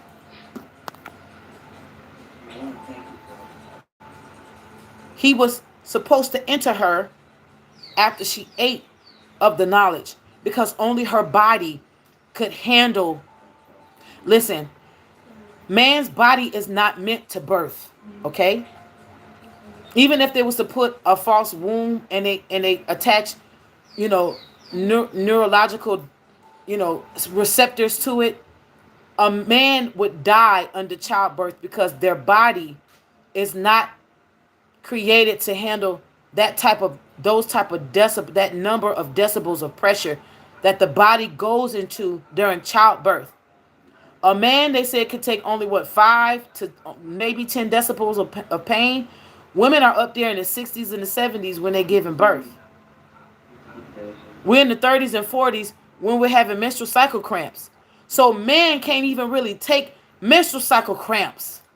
There's a 62 in the building. There's 55 on the clock. There's a simulation that is used to just mimic a part of the pain that we go to, and they can't even take it off of number 2. And number 2 for us is like a slight headache. So what makes you think you can handle what we go through? You can't. And this is why men cry when they go out and cheat and make babies out on them same women who get tired of them getting fucked over, and watch this, they wake up one day and they have a one-night stand, and that man finds out and they lose their shit. You know why? Because they can't take what they dish out. Men are fucking babies. Jody broke that down for you and baby boy. Go back and watch it when he called the house a crib. They ain't nothing but children in grown men's bodies. And then they get to their 40s. They get high blood pressure. They get on them blood pressure pills. They dick can't get hard, can't stay hard. Then they running after these youngins. My age and under my age and younger. And then y'all mad because we don't want y'all because y'all hoes is washed up. Don't get mad at me. Get mad at your dick. Get mad at your body. Or better yet, get mad at that ego. Because you tried to eat a fruit that your body couldn't even comprehend. Hello? Goodbye. And that's for the punk monsters out there. That ain't for the real men, because the real men know what time it is. Everything was supposed to be filtered through Eve. She was the mother of it all. So it's not our fault when you go and get a karmic, and after a while that karmic, her curves can't keep you happy. Because see, happiness is based on what's happening around you. And what's happening can always change. See, joy will stand its ground even when the whole world is falling apart. And see, I used to live by happiness. I don't pursue that no more. I pursue joy. Because see, my joy rests in God. You understand? The world could be falling apart, but my joy is everlasting. Because I choose to be centered and grounded in God and what he has to offer me. And if you can't love me the way that I love me, you can't love me and adore me the way that my daddy adores me, you got to go. Don't even approach me. Don't waste your time, player. Don't play yourself, because you will get played. You will. Exit stage the fuck left and find somebody who can be another notch in your belt. Because I'm not a notch, baby. I'm not even the belt. I'm the whole fucking wardrobe. You need me. I'm a necessity for a real one. You understand? Like this, like I say, what I bring to the table. I am the table, baby. No, I'm the whole house. I'm the house. I'm the foundation. I'm the roof. I'm everything. And I'm not saying that because I'm a pick-me, baby. I am the one. You understand? I'm not a pick-me. I am the one you would want to pick. Because I know who I am.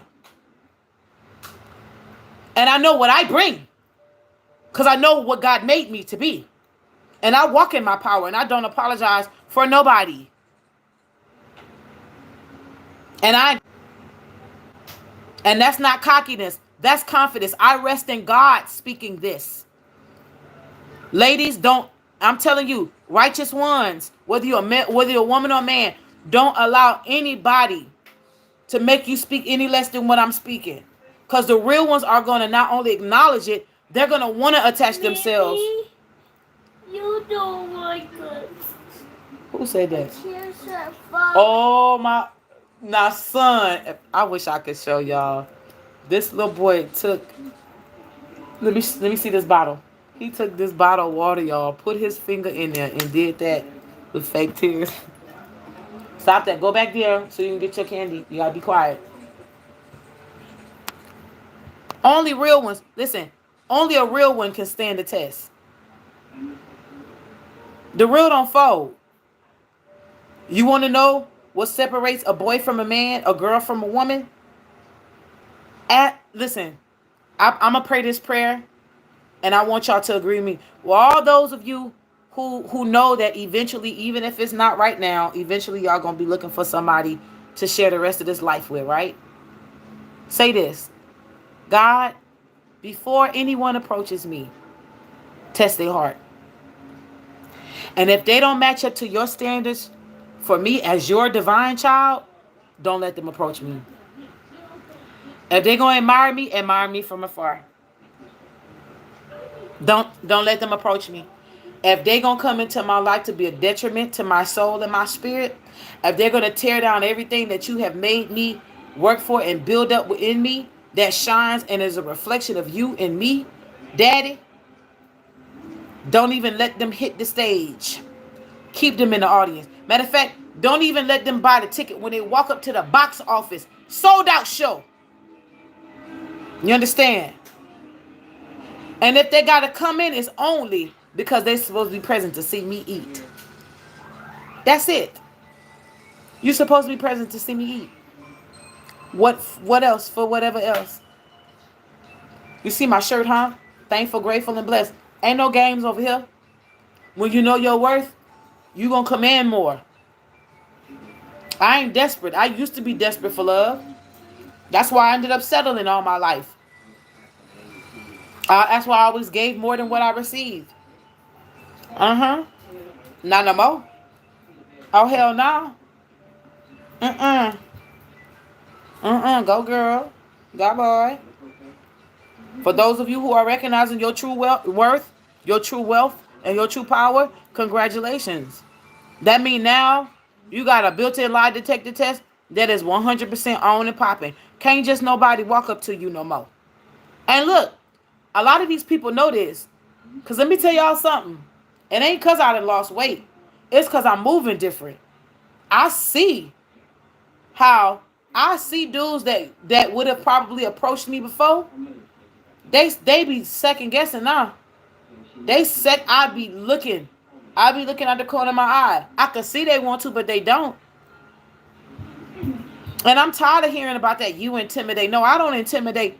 Listen, I only intimidate those who got bad intentions. Cause my spirit, I'm one of the most silliest and lovable people you probably ever meet. And some of y'all are a reflection of that. A lot of y'all are a reflection of that. But you put that game face on. You know. When you demand more from yourself, you're going to demand more from others. And if they can't meet that standard, baby, it's all right. They just can't meet it. Don't force nobody to meet your standards. Don't force nobody. They're not there yet. They may not ever get there. And that's okay. That's okay. Some of us may have to go through this life never with anybody. That'd be fine too. But I know I will be somebody's rich auntie and be somebody's rich mama.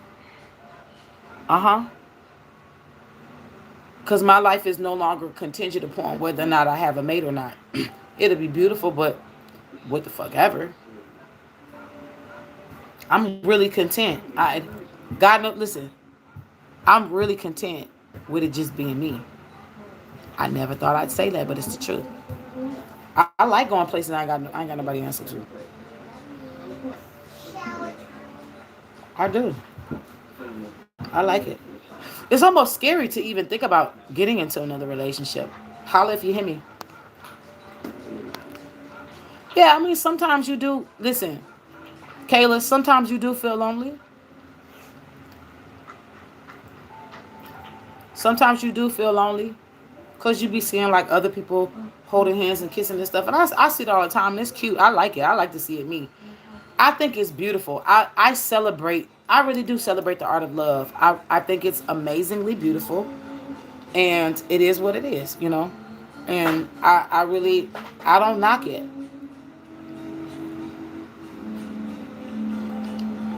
It's just, I noticed that when I kind of even entertain just a little thought of, oh, well, maybe I want to be healed tonight. And then, like, let's say I could be walking to my car or walking to the grocery store or something. I look up and I see some shit that will remind me. Yeah, see, this is why I'm glad I'm single. Cause it'd be like one light switch for another light switch. It'd be like, Lord, cause baby, I ain't got no time. Just pay attention, ladies and gentlemen, to the people who they have that false God complex. They always the one running around talking about women wearing weaves and the fuck you worried about what you worried about it for? What you worried about? And some of y'all women who be talking down on men for certain things too. Like, we wear weave because it's protective styles. We like growing our real hair. Why we can't wear protective styles? Why we can't have versatility? Y'all don't be saying shit when women from other races be wearing them clip-ins. Y'all don't talk about her BBLs. Y'all don't talk about her Botox face that don't move. But you want to talk about us. Because, see, really, we the standard. And that's the problem. We're the standards. But black men don't want to say we the standard. So they rather talk about us. Nigga, why you ain't talking about your mama? Because your mama's a black woman. Why you don't talk about your mama? Why you got to talk about me? Go talk about your mom. Somebody said, "Ooh, she chose fighting words." I sure the fuck did. Because you're not talking about your mom and you're too busy talking about me, then there's a problem. She gave birth to you. You gonna tell your mama not to do what you telling me not to do? You're not. Unless you just disrespectful like that. And let's see how she gonna react. Or how God's gonna react on her behalf for her. Toward you. You got your nerves. I'm gonna wear whatever I want to wear. Matter of fact, tomorrow, I'm about to wear a tight-ass dress on purpose. All my titties and ass about to be bouncing tomorrow. Yep. And I'm going to make sure I got that stank walk. Because I'm tired of always being covered up. How about that? It's hot outside. I'm tired. I'm tired of, Because, see, I don't show skin.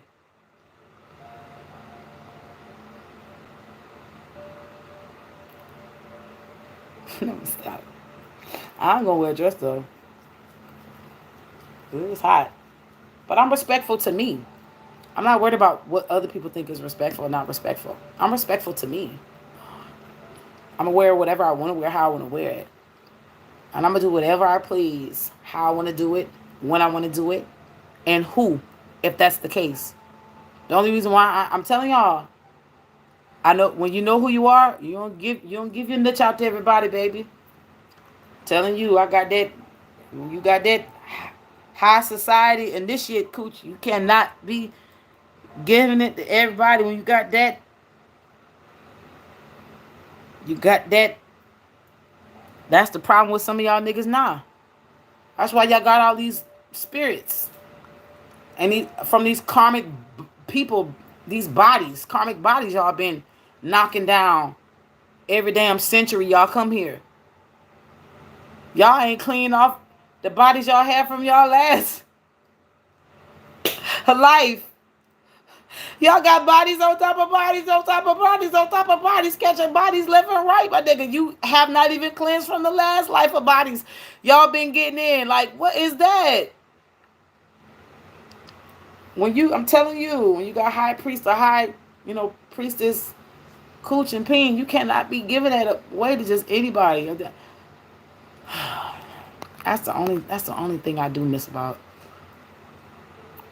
when you with somebody, you can wake up next to some, you get a little honey. That's, Lord, let me stop. And then always about that, but that's a, when you in a relationship with somebody who is as faithful as you are, and you ain't got to be worried about getting cheated on, it's good to know that you're safe and you can have a interaction between you and that person. However many times a day you want it, or however, like 64, so that was 10.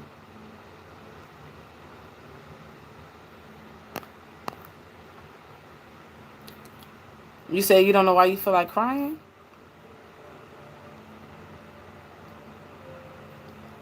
Because I keep hearing this lately. The people who are in marriages and relationships is praying to get out of them. People who are single is praying to get in. But let me tell y'all something. If you with the right person, you ain't going to be praying to get out. If you content with yourself, you're not going to be praying to get in. It'll happen on its own time. Either or. You know what I'm saying? So I'm just grateful and thankful to God.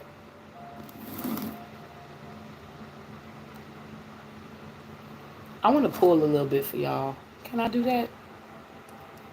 Just a little bit. Take my energy away from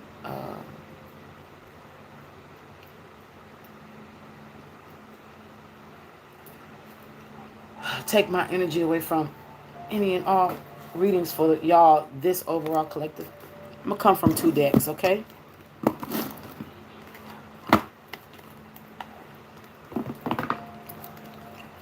This is for the chosen ones. The reason why I brought up virgins is because there's a discussion about the 144,000 that's getting ready to come up again. And I believe that it's going to be made public. It's going to be made popular. And somebody is going to try to use the part of the scripture where it says the 144,000 are virgins. It just simply means the 144,000 are grown as fuck. And got nothing to do with not having sex. They're not eunuchs and nuns. This has everything to do with being of a age of marriage. Okay? When they say the Virgin Mary, she had reached an age of being able to be married.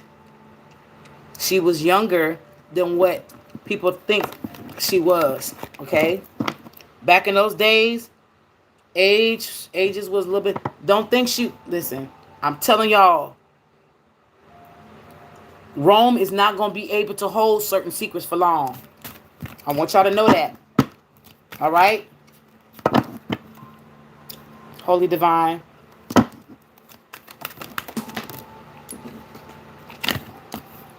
Aww. Just remember to breathe. You got what you need inside. Yeah, you are still alive. Just remember to breathe.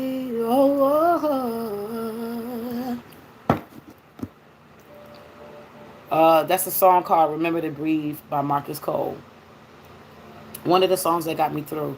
One of the many songs that got me through after I lost my daughter. Remember to breathe. Trust your vibes deck. Number 10. When life gets too hard, remember to breathe. When things start getting overwhelming, anxiety, stress starts to flare up, remember to breathe.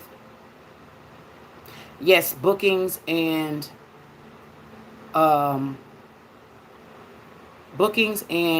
products are restocked on the website. Thank you so much, moderators. I love you. Remember to breathe. You're going to get through this. Funny enough, the sun on this card looks like a sunflower. God is here. Walk it off, 28. I told y'all 1010 was in the building before. 1010 is in the building. We have 10 here. And then 2 plus 8 is 10. So 1010, angel number. Then we have the angel in the background. You are protected at this time. Walk it off. Go ground yourself, earth and nature. I know. I need to as well. Also, if you live by a body of water, you can go visit it at this time. You are protected. If you can see in the background, he's leaving the city behind him, crossing the street into the body of water. And nature is in his veins, his or her veins. What's at the bottom? That's at your feet, which is staring you or looking at you in the face, facing you, that you can see. 46, another 10. So that's 10, 10, 10. That would be reduced to 11. 111, I'm sorry. See the solution. Get our eyes off of what is happening around us and pray. Start thanking, being grateful and thankful and blessed, knowing that the solution, we are the solution. The solution is there in front of us. I'm hearing cry, but then wipe your weeping eyes. It's over now. It's over now. I feel like I can make it. The storm is over now. If I walk alone, I'm not on my own. I feel like I can make it.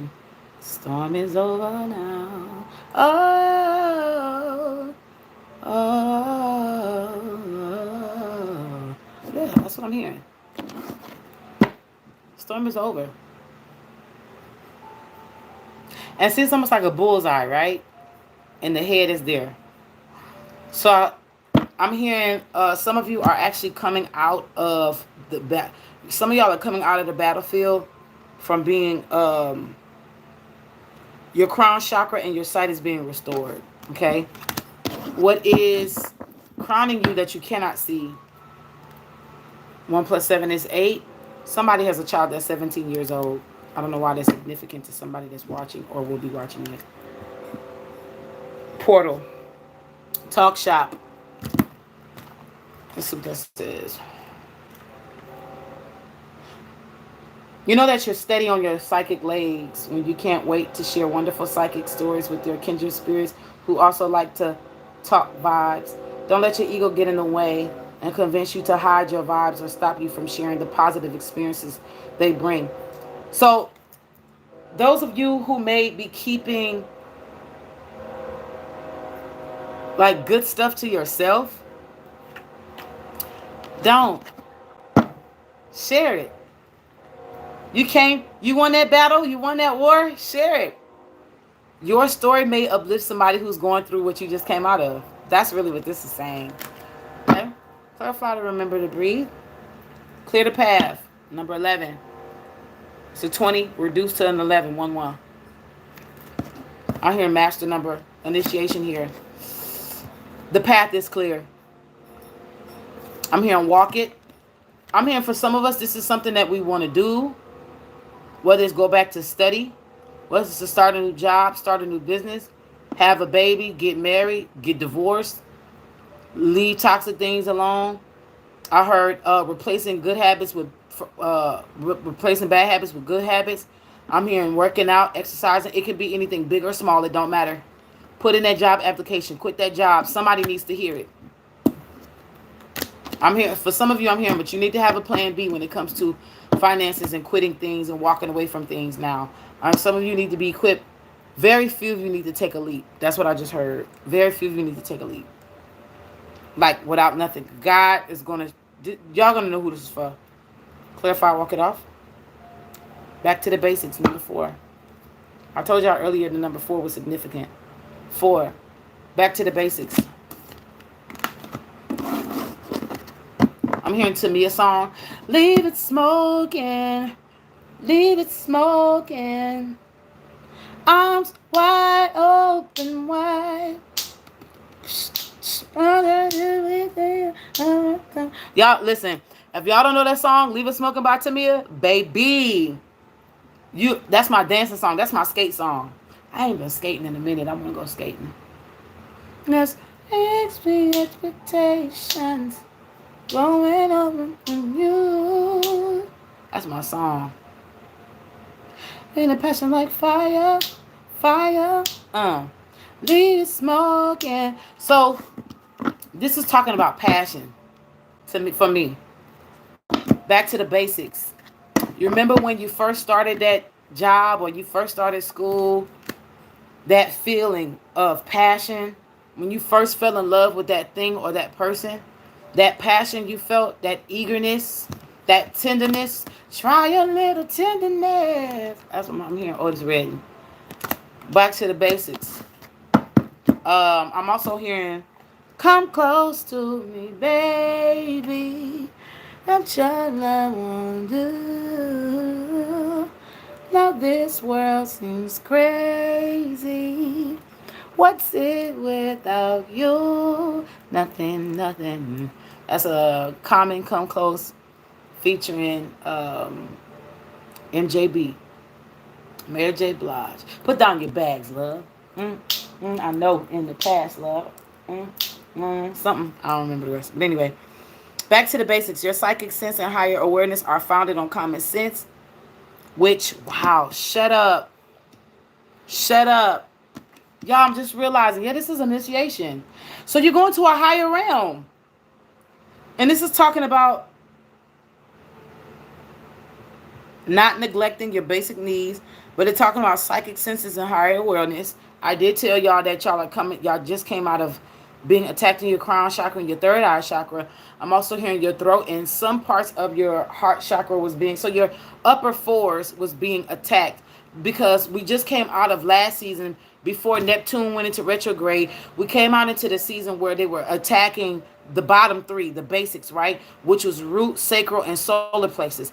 Now these motherfuckers was trying to attack the heart chakra, but they really couldn't get it all quite. So they did parts of the heart up to the throat, up to the third eye, up to the crown. So they did the upper fours, right?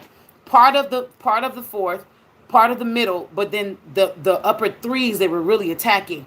And God is saying that a lot of you came out and passed that test. A lot of y'all came out and passed that. So whatever they attack is coming back to you, but it's coming back stronger. So I'm hearing, be not afraid of what you're getting ready to see, because we're getting ready to start seeing stuff that is higher than the 3D. So this is going to be an indication that you are actually either in the 4D going into the 5D, or you're in the 5D. You're getting ready to start seeing 4-dimensional on up things, right? You may not be able, you may put your hand out and try to touch it and you can't, but you're going to be able to see it in the 3D. So for example, if somebody has an angel guide or a spirit guide around them, let's say your mom been coming to your house every Sunday for the last 3 years, and all of a sudden you see her that Sunday, and you see her mom, your grandmother, and you can see her clear as day standing behind her, and it's not a light, it's not a orb, you see her as if she was here in the 3-dimensional, but you know it's the spirit, her spirit. You're going to go like this and you can't touch her. That is because you've upgraded. How do I know this? Look at the checkerboard floor. Passing initiations, y'all. Yeah. This is talking about keeping self-love and self-care. So this is also coming out of depression too. Some of you coming out of depression. I'm gonna say this, and I'm gonna say this in the form of a prayer. So catch it. Holy God, I'm so grateful and thankful that as we elevate spiritually, physically, mentally, emotionally, and on a soul level, I'm so grateful and thankful that as we elevate across the board, that you, holy spiritual, holy God, that you keep us from all hurt, harm, and danger in any and all forms, including depression. I'm so grateful and thankful, God, that our gifts comes with no sorrow, sorrow-free, and no low vibrational attachments. That we're able to operate. Yeah, some of us is getting ready to start hearing things too in the spiritual realm. Some of for the few of us who have our clairs, it's about to be heightened. For some of you who operate in some of the clairs, whatever clairs you have, it's going to be heightened. This is going to be kind of scary at first, but I'm so grateful and thankful to the Most High, God and the ancestors, and all of the other deities and energies that work with us that works with us for our heart's good, that we will be anxiety free and stress free. We're going to adapt and adjust just fine. All right. Let's see what activations may be needed at this time for the chosen ones. I'm not digging into the overall collective. The overall collective is a cesspool of piss and shit. Them other people can have that. Sorry. I'm digging. I'm here to help the lights. All of the lights. Up, up, up, up, up, up, up. I don't know why I want to go with the house music. Up, up, up, up. Fever! Yeah. Yeah, I'm silly. Up, up, up, up, up, up, up.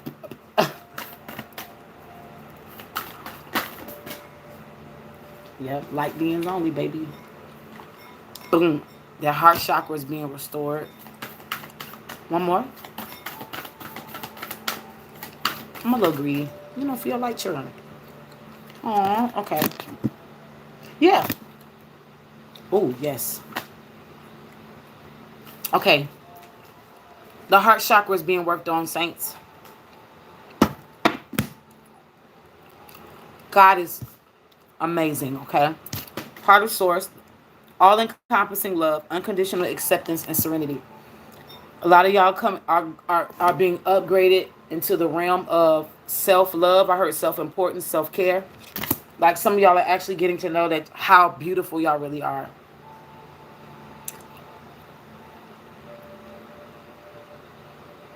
I'm sorry, I just had to do my dance. I guess, Doja Cat is not as weird as people think she is. I feel like it's a Libra thing. We just be breaking out in all kind of shit. Okay. Temple of Truth. Throat chakra, authenticity, self-expression. I heard taking up for yourself, saying no and meaning no. People can't manipulate y'all no more. Believe that shit. Can I borrow your car? No, I'm not really. But I said no. But you never said, nigga, I said no. Slam the door in their face. Go sit back down. Watch your TV. Eat your ice cream. Sacred inner space. Sacral chakra. Tenderness. Sensuality. Why I feel like, okay. When I get that feeling, I want sexual healing. Sexual healing, baby. That's good for me. Sexual healing is something that's good for me. That's good for something. My baby. Oh, I'm thinking wrong. Yeah, I'm singing hard and don't know the words. That's right. And my body is now. Oh, then I'm thinking I'm not in. I'm something fire. And my head is open up and let me in. Darling, got something. Watch this. I can't wait for you to operate. We get real cocky when we know the words on certain parts. My darling. That's what I hear. I can't wait for you to operate. When I get that feel. Why I gotta sing it so hard though? Like, why am I singing that song so hard right now? Because I'm really being funny. Yeah. Sexual healing. I'm hearing body movements. Boy. I ain't gonna lie, if y'all get laid before me, I'm gonna be pissed. I'm playing. Just kidding. Just kidding. No, some of y'all will get laid. Yep. This is the lotus flower opening up. So I'm hearing like, believe it or not, and I know this is gonna sound contrary to Christian beliefs, but I feel like God is going to allow a sexual partner to come into your life. For some of you, this actually just may be the sole purpose of unlocking something within you. I'm hearing unfolding the parts of the lotus flower that should be unfolded.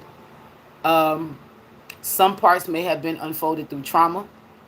Nevertheless, it did its job.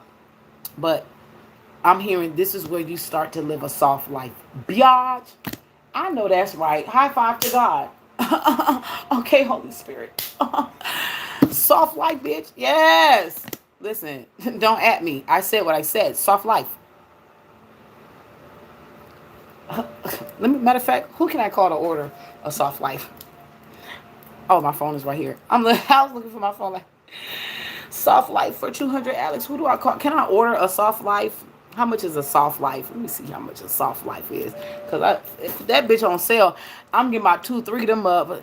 Because guess what? Whatever next life I got, whatever next planet I'm going to, I need about 4-5 eons of soft lives back to back. Because what I've been through in this lifetime and in past lifetime, I deserve about 5, 6, 7 eons of soft lives back to back. That's all I'm saying. Sacred inner space. You can lie to you, but I ain't gonna lie to me. See, it said temple of truth. I'm living in my truth. I'm being quirky and nerdy as hell. This is me. I love it. This is me. I love me.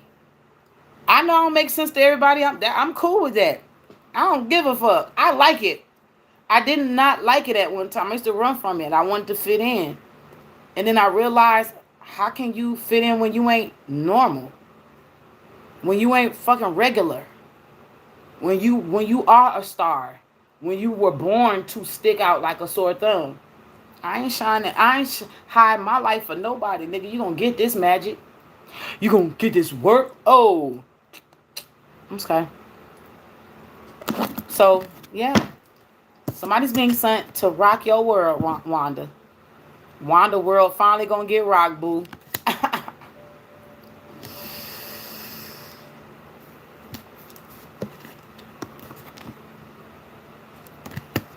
You ain't gonna be ready to go? Then that world gonna get rocked, boo. And rocked real good. I see. Mm-hmm. It's like making love in the middle of that flower. That's what it looks like. And it's sensual. It ain't forced. It ain't about, listen, somebody get mad because I'm going into detail, but I have to. Because this, I'm telling you, somebody need to hear it like this. It's not about being knocking that person down or beating it up. This is if this is not pure love making, this is the introduction to love making. And the sad part about it is that this may be with somebody who they may just be sent just to do just that. And those two, one may not want to depart, or both of them may not actually want to depart, but they know that it's gonna, I'm just sent in your life to do this. We're sent in each other's lives to wake each other.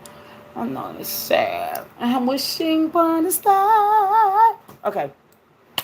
What is at your feet, which is the beautiful thing about it is, I'm hearing that this sacred inner space, this temple of truth, and the healing of the heart source. Because see, your heart had to be healed in order for you to be able to speak your authentic truth so that you can love who you really are. So you won't disconnect or throw yourself away when somebody of substance pops up, right? To do this, to open this up, because this is actually readying you for the true one. Okay, and I'm hearing for some of us, or for some of y'all, the real one is not going. They don't like. Somebody does not like seeing you. They don't even want to picture you with somebody else. They can't stomach it, even though they know it has to happen. They like, damn, she gonna have to fuck this nigga. He gonna have to tell her, oh my God. Like I can see it, but it's a part of the healing journey. Right? Okay. What's at your feet that you can see, or what is going to be made known to you, is this 2, 3, 4. So you're not at 1 anymore. You're at 2, 3, 4. So it's not 1, 2, 3, 4. It's 2, 3, 4. You're going up the stairs or going up the ladder, right? Jacob's ladder. Bliss. I'm hearing nirvana, bliss, enlightenment. Same thing. Ancestral realm. This is karmic releases, karmic healing, healing the lineage. Boundaries are being created. Healthy boundaries are being created. Your ancestors, I'm hearing, has a wall of fire around. Our ancestors have a wall of fire around us. Whoever is getting ready to come to you for this awakening, they have either already passed the test from your ancestors. I heard that your ancestors have put them through a test so that they can be worthy to even approach you. God has, and the ancestors had to approve. This will not be a karmic. And you're going to know, because they're going to bring peace with. Listen, let me tell y'all something. Vibes don't lie. Somebody can smile and all that. Vibes do not lie. If something is off, something is off. If something's not off, even if you were to assume that something is off, that person ain't going to be scared away that easily. If they really for you, you can't scare their ass away easy.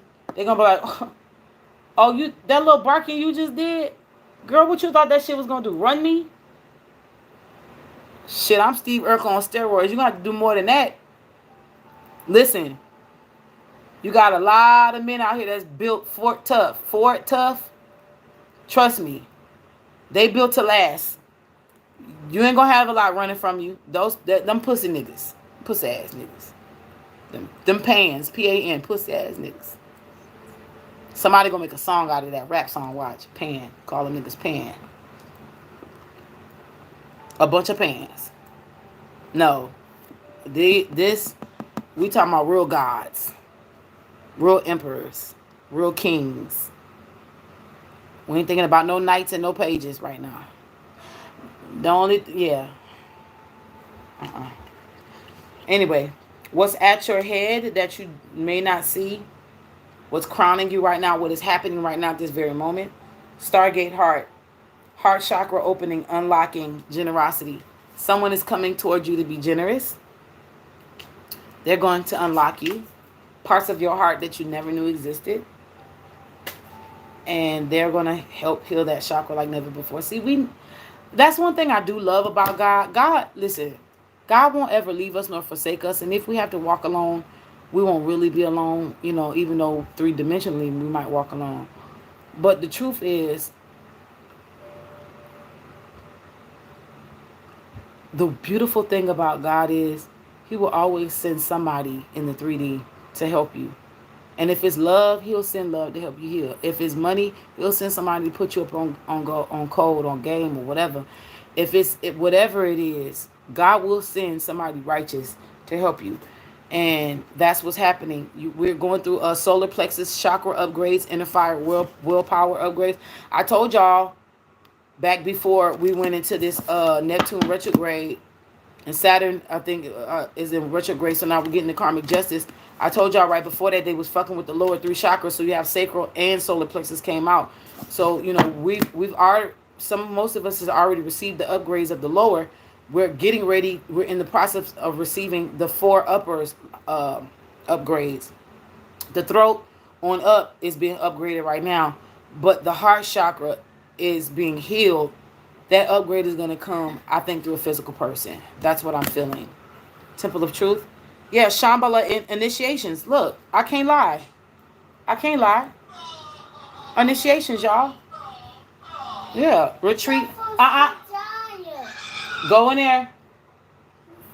Candy. Be quiet. Turn it down. You be watching people do some silly stuff. Retreating to recharge, trusting the process, Dharma. For some of us, we feel like we're at a standstill. It's moving slow. Trust me, everything is moving. We're always moving. I get it. I'm not preaching nothing to y'all that I don't have to preach to myself every day. I have to remind myself that I'm in movement. I'm still moving. Even though things may not be going as fast as I would like them to go. Because if it was up to me, I would already be there. But then how much shit would be fucked up because it wasn't calculated. It wasn't calculated right or thought out into details and plans. And one thing we have to realize is our daddy is a detailed daddy. Okay? Our God is a detailed God. Elohim ain't about to just be blessing us with just any kind of thing. Our blessings comes with not just instructions, but it's detailed. So just know that, you know. And God is. I'm hearing God is working out the details. So we're going through initiations. Basically, the Golden Palace to me is a place of rest and relaxation. R&R. I pray so. I'm ready, y'all. I want to go on a vacation so bad. Like I really need a fucking break. I do. I need a vacation. Like for real. Okay. Hey, that fake. Hey. Don't do that fake stuff. Okay, last card, y'all, and then I'm gone. Clarify the heart of source. This is a beautiful card. I don't usually get this a lot. Orion activation, supernova, recreation, renewal, rebirth by light. And that's to clarify the heart of source. Rebirth by light. The good news is for some of you fallen who have petitioned God and have asked God for true repentance, like for true restoration, you will no longer be fallen. You will be restored by the light. That's what I'm hearing. For some of you fallen who actually did ask God to help you, and you meant it, you was like, I really don't want to live this life no more. Yeah. Hathor. Full system upgrade. Power recall. You're going to have to, you can't be scared to walk alone, though. Mom, Third eye. Mom, Yes. I want some hot dogs. Archangel Michael. Okay, I got to go because me and this particular angel have a little misunderstanding a little bit, but that's okay.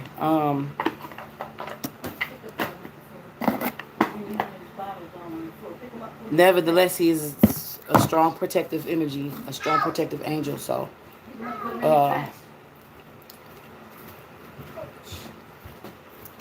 I hope that I have helped y'all. I know this was long, but I'll be dropping knowledge. So what? It's gonna be long when you dropping knowledge. I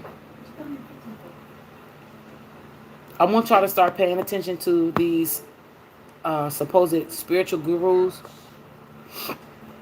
I'm hearing God is going to start uncovering these people nakedness and head. Some of these people have been eating and living off of y'all energy and feeding off of other people's content. They are not original. They've been passing off certain content as their own. They'll watch people like me and then try to recreate content without giving people credit or source. I'm sorry that YouTube wants to, I don't know why they want to show people's count. Like, what is that about? And then y'all gonna make yourself look bad because if that's the count and how many views I be seeing my shit get, the amount of views that I get,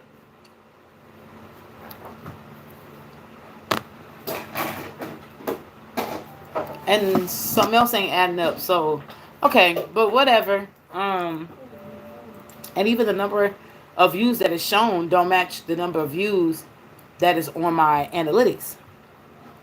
So how that work, Sway? Tell me, because I don't know. Krista, you said you keep telling yourself that you feel like you're not getting it. Kayla says you've been pulling the Knight of Swords. That's somebody coming in with swift communication. Been working against my feminine. Yeah, somebody. The Knight of Swords sounds like somebody who might end up pressing you for a relationship or try to press you to get into a relationship as well.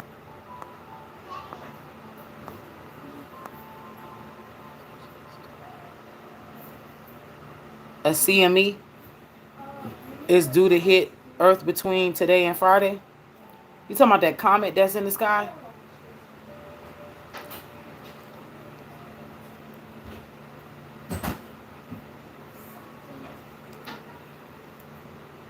You talking about that comment? No comment. I can't speak on that.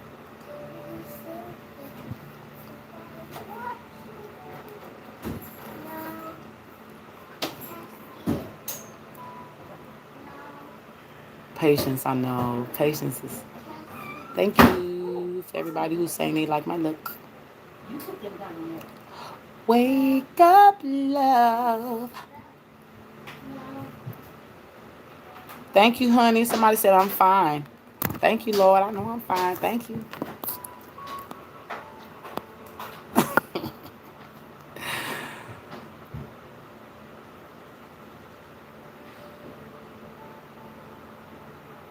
I'm just reading your stuff. Not the comment. Oh, an ejection from the sun. Oh, an ejection from the sun. They've been... You really want to know the truth about that? See, now you're going to have me getting this something out, and I got to go, though.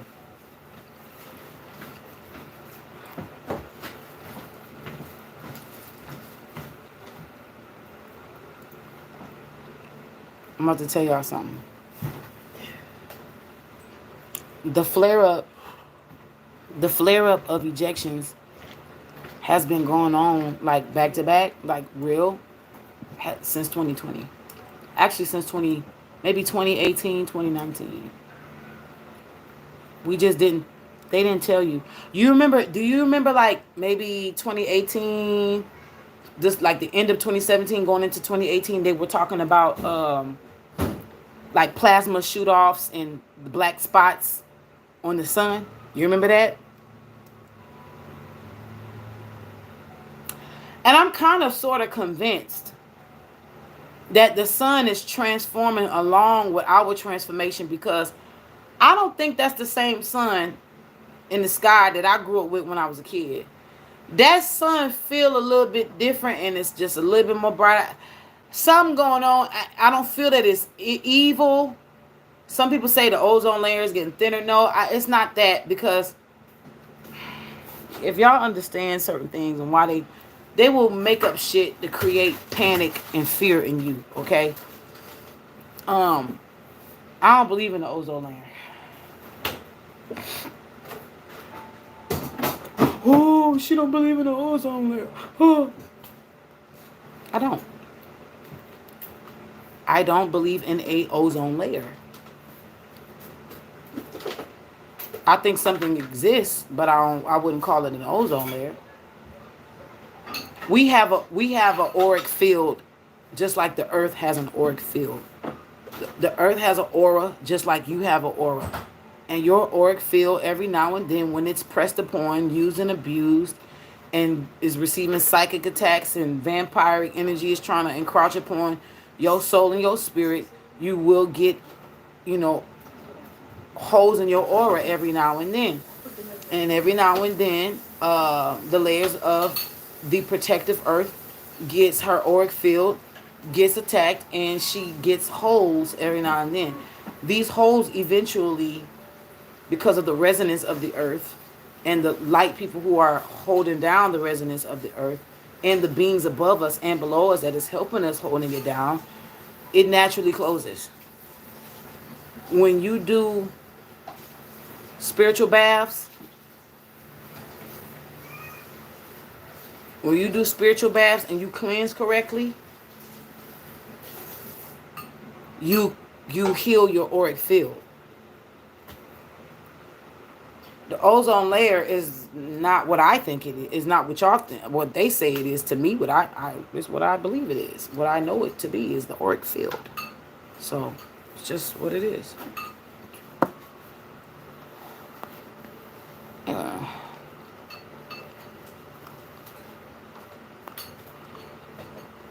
Didn't you say once China is creating? I read somewhere that they said that they was trying to create an artificial. So none of that shit is gonna happen. Yeah, they can try all they want. They can't play God. Nobody can play God. Nobody can play God.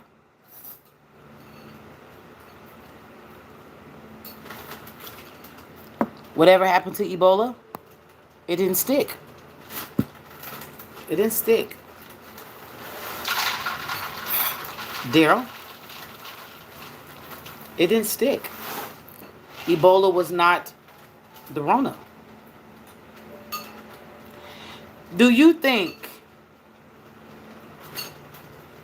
having a man-made patent disease that ate you from the inside out and turned you into liquid and blood was going to stick? No. No. Something way more simpler, like a super flu that already existed in the 70s, but renamed as or pushed as something different, was more palatable for people's fear. You have to remember, we're dealing with an old order that is like 99% no longer in power. They're 99.999% under the illusion that they're still in power. So you have to understand that every little thing that happens is fear-based, because that's how they live. They eat off of your fear. They survive off of your fear. So the way that you survive is that you starve the disease. You starve the beast. You starve the animal. The true way, see, I'm going to say something that is not going to be liked, but, Dr. Sebi died with a lot of secrets, I feel, on purpose. And let me tell you the reason why I say that. I don't believe that his entire family may hold 100% of his secrets. And, of course, it's a gold mine. to be able to know how to cure AIDS and HIV like that. I know the duck flower is extremely important, but it's how you take it, it's how you prepare it, and all this other stuff. Shout out to his family who is still carrying his legacy. I'm not saying any of this to talk down on them. But what I am saying is it is important, imperative to teach people what you know, unless God tells you to keep it to yourself. So that way, if something does happen to you, it'll be 1,001 of you that pop up in your place. That way we don't die, we motherfucking ply. You understand? And so what happens is we have a lot of people with a lot of knowledge or wisdom to heal a lot of things, but a lot of people are not teaching things to keep stuff to themselves so they can have all this influx of people coming in and a part of that actually feeds the ego. Now, I'm not accusing the man of having an egotistical energy or prideful energy or whatever. I'm just telling you how shit happens. We've seen it over time. The fall of man usually comes down to one or two things: the pride and the ego, which is a twofold, and a woman. It's either pussy and pride. Either way, it's always going to end up in a P. And pride really comes down to power, and because pride and ego deals with power. It's a power and authority. And when a man is in power and authority, usually bitches follow, which is pussy. So P's is going to be in there somewhere. They love that part of the alphabet. P is a beautiful part of the alphabet that a lot of men who go unchecked, they like hanging out in the P's. They get the A, B, C, D, E, F, G, H, I, J, K, L, M, N, P, P, P, P, P, P, P, P, P. They don't move on that P, P, P. They stay at the P, P, P. Don't move at the P. They stay there. Pussy, power, and pride. That's what their problem is. And that be the death of their ass. So we all know the death of him was they took him out of here. Supreme Court asked for what? 2 people? They said Sebi. Provide 2 people. They just hearing from AIDS and HIV. That man said, 2. I got 20. How about that? Or 22. However many he 20 something. That man said 2. I do you one better, baby. I'm a quadruple that. 2. How about 2 for 20? Since we want to act like this is Chili's, 2 for 20. Huh? Shit. Baby. He was a threat. But this is the good part. He was right. You have to starve things in the body. Mucus does play a huge part in a lot of diseases and illnesses and different things. That is true. Mucus does play a huge part in the body. But certain fungi and certain bacteria resonate off of certain frequencies that keeps those diseases in the body. So if you can change the frequencies around you, and you can resonate at a higher frequency or a certain specific resonance that causes those cells to stop duplicating and multiplying, and that actually would turn on each other and kill each other, then you'll actually be able to heal. So there's more than one way to skin a cat. Okay, you can do it through sound, you can do it through foods and atmosphere. Okay, the power of the mind is a powerful thing. Always know that the cure is always here, and prevention is better than cure. All right, don't put yourself in a situation where you're gonna have to look for cure. And if it's something that you couldn't help, like being born with something, or or just life happens. You know how it is. Life happens. Always know the power of your own healing. Listen, I'm telling y'all what I know. Not something that not just because I read it. I'm talking about from personal experience. I was dealing with something in my gut years ago. And I'm telling y'all what I know. Healing starts here first. I remember God told me how to heal my gut. I went on a fast, just eat nothing but watermelon. And that ulcer I had was healed. Just that simple. And this was an ulcer that somebody in my family gave me on purpose through eating some food that they prepared. Don't ask me how it happened. It happened. All right. I'm gone. I'm about to go. I'm gone. I'm about to go. I'm gone. I'm about to go. I love y'all. Oh shit. Affirmation. I am confident and centered. I am one with nature. I am dancing my own dance. I love y'all. I gotta go. Peace be unto y'all. Okay. I'm a unique manifestation of the goddess. I heard read those. I am overflowing with love. I am a gift. This is one of the most important ones I'm still learning how to embody. I'm choosing to see all life as play. You know, because a nigga that had to have their sword out for so long, I be feeling like I can't remember what play feel like. It's all right. I come on here and be silly. Thank y'all for rocking with me for all this whole time. I love y'all. Please put up a prayer for me. I pray that love will encompass y'all and the peace of God will encompass y'all and everything else will fall in place. My baby is fussing at his sisters, so let me go see what ruckus is popping off. All right. See you later, alligator. After a while, crocodile.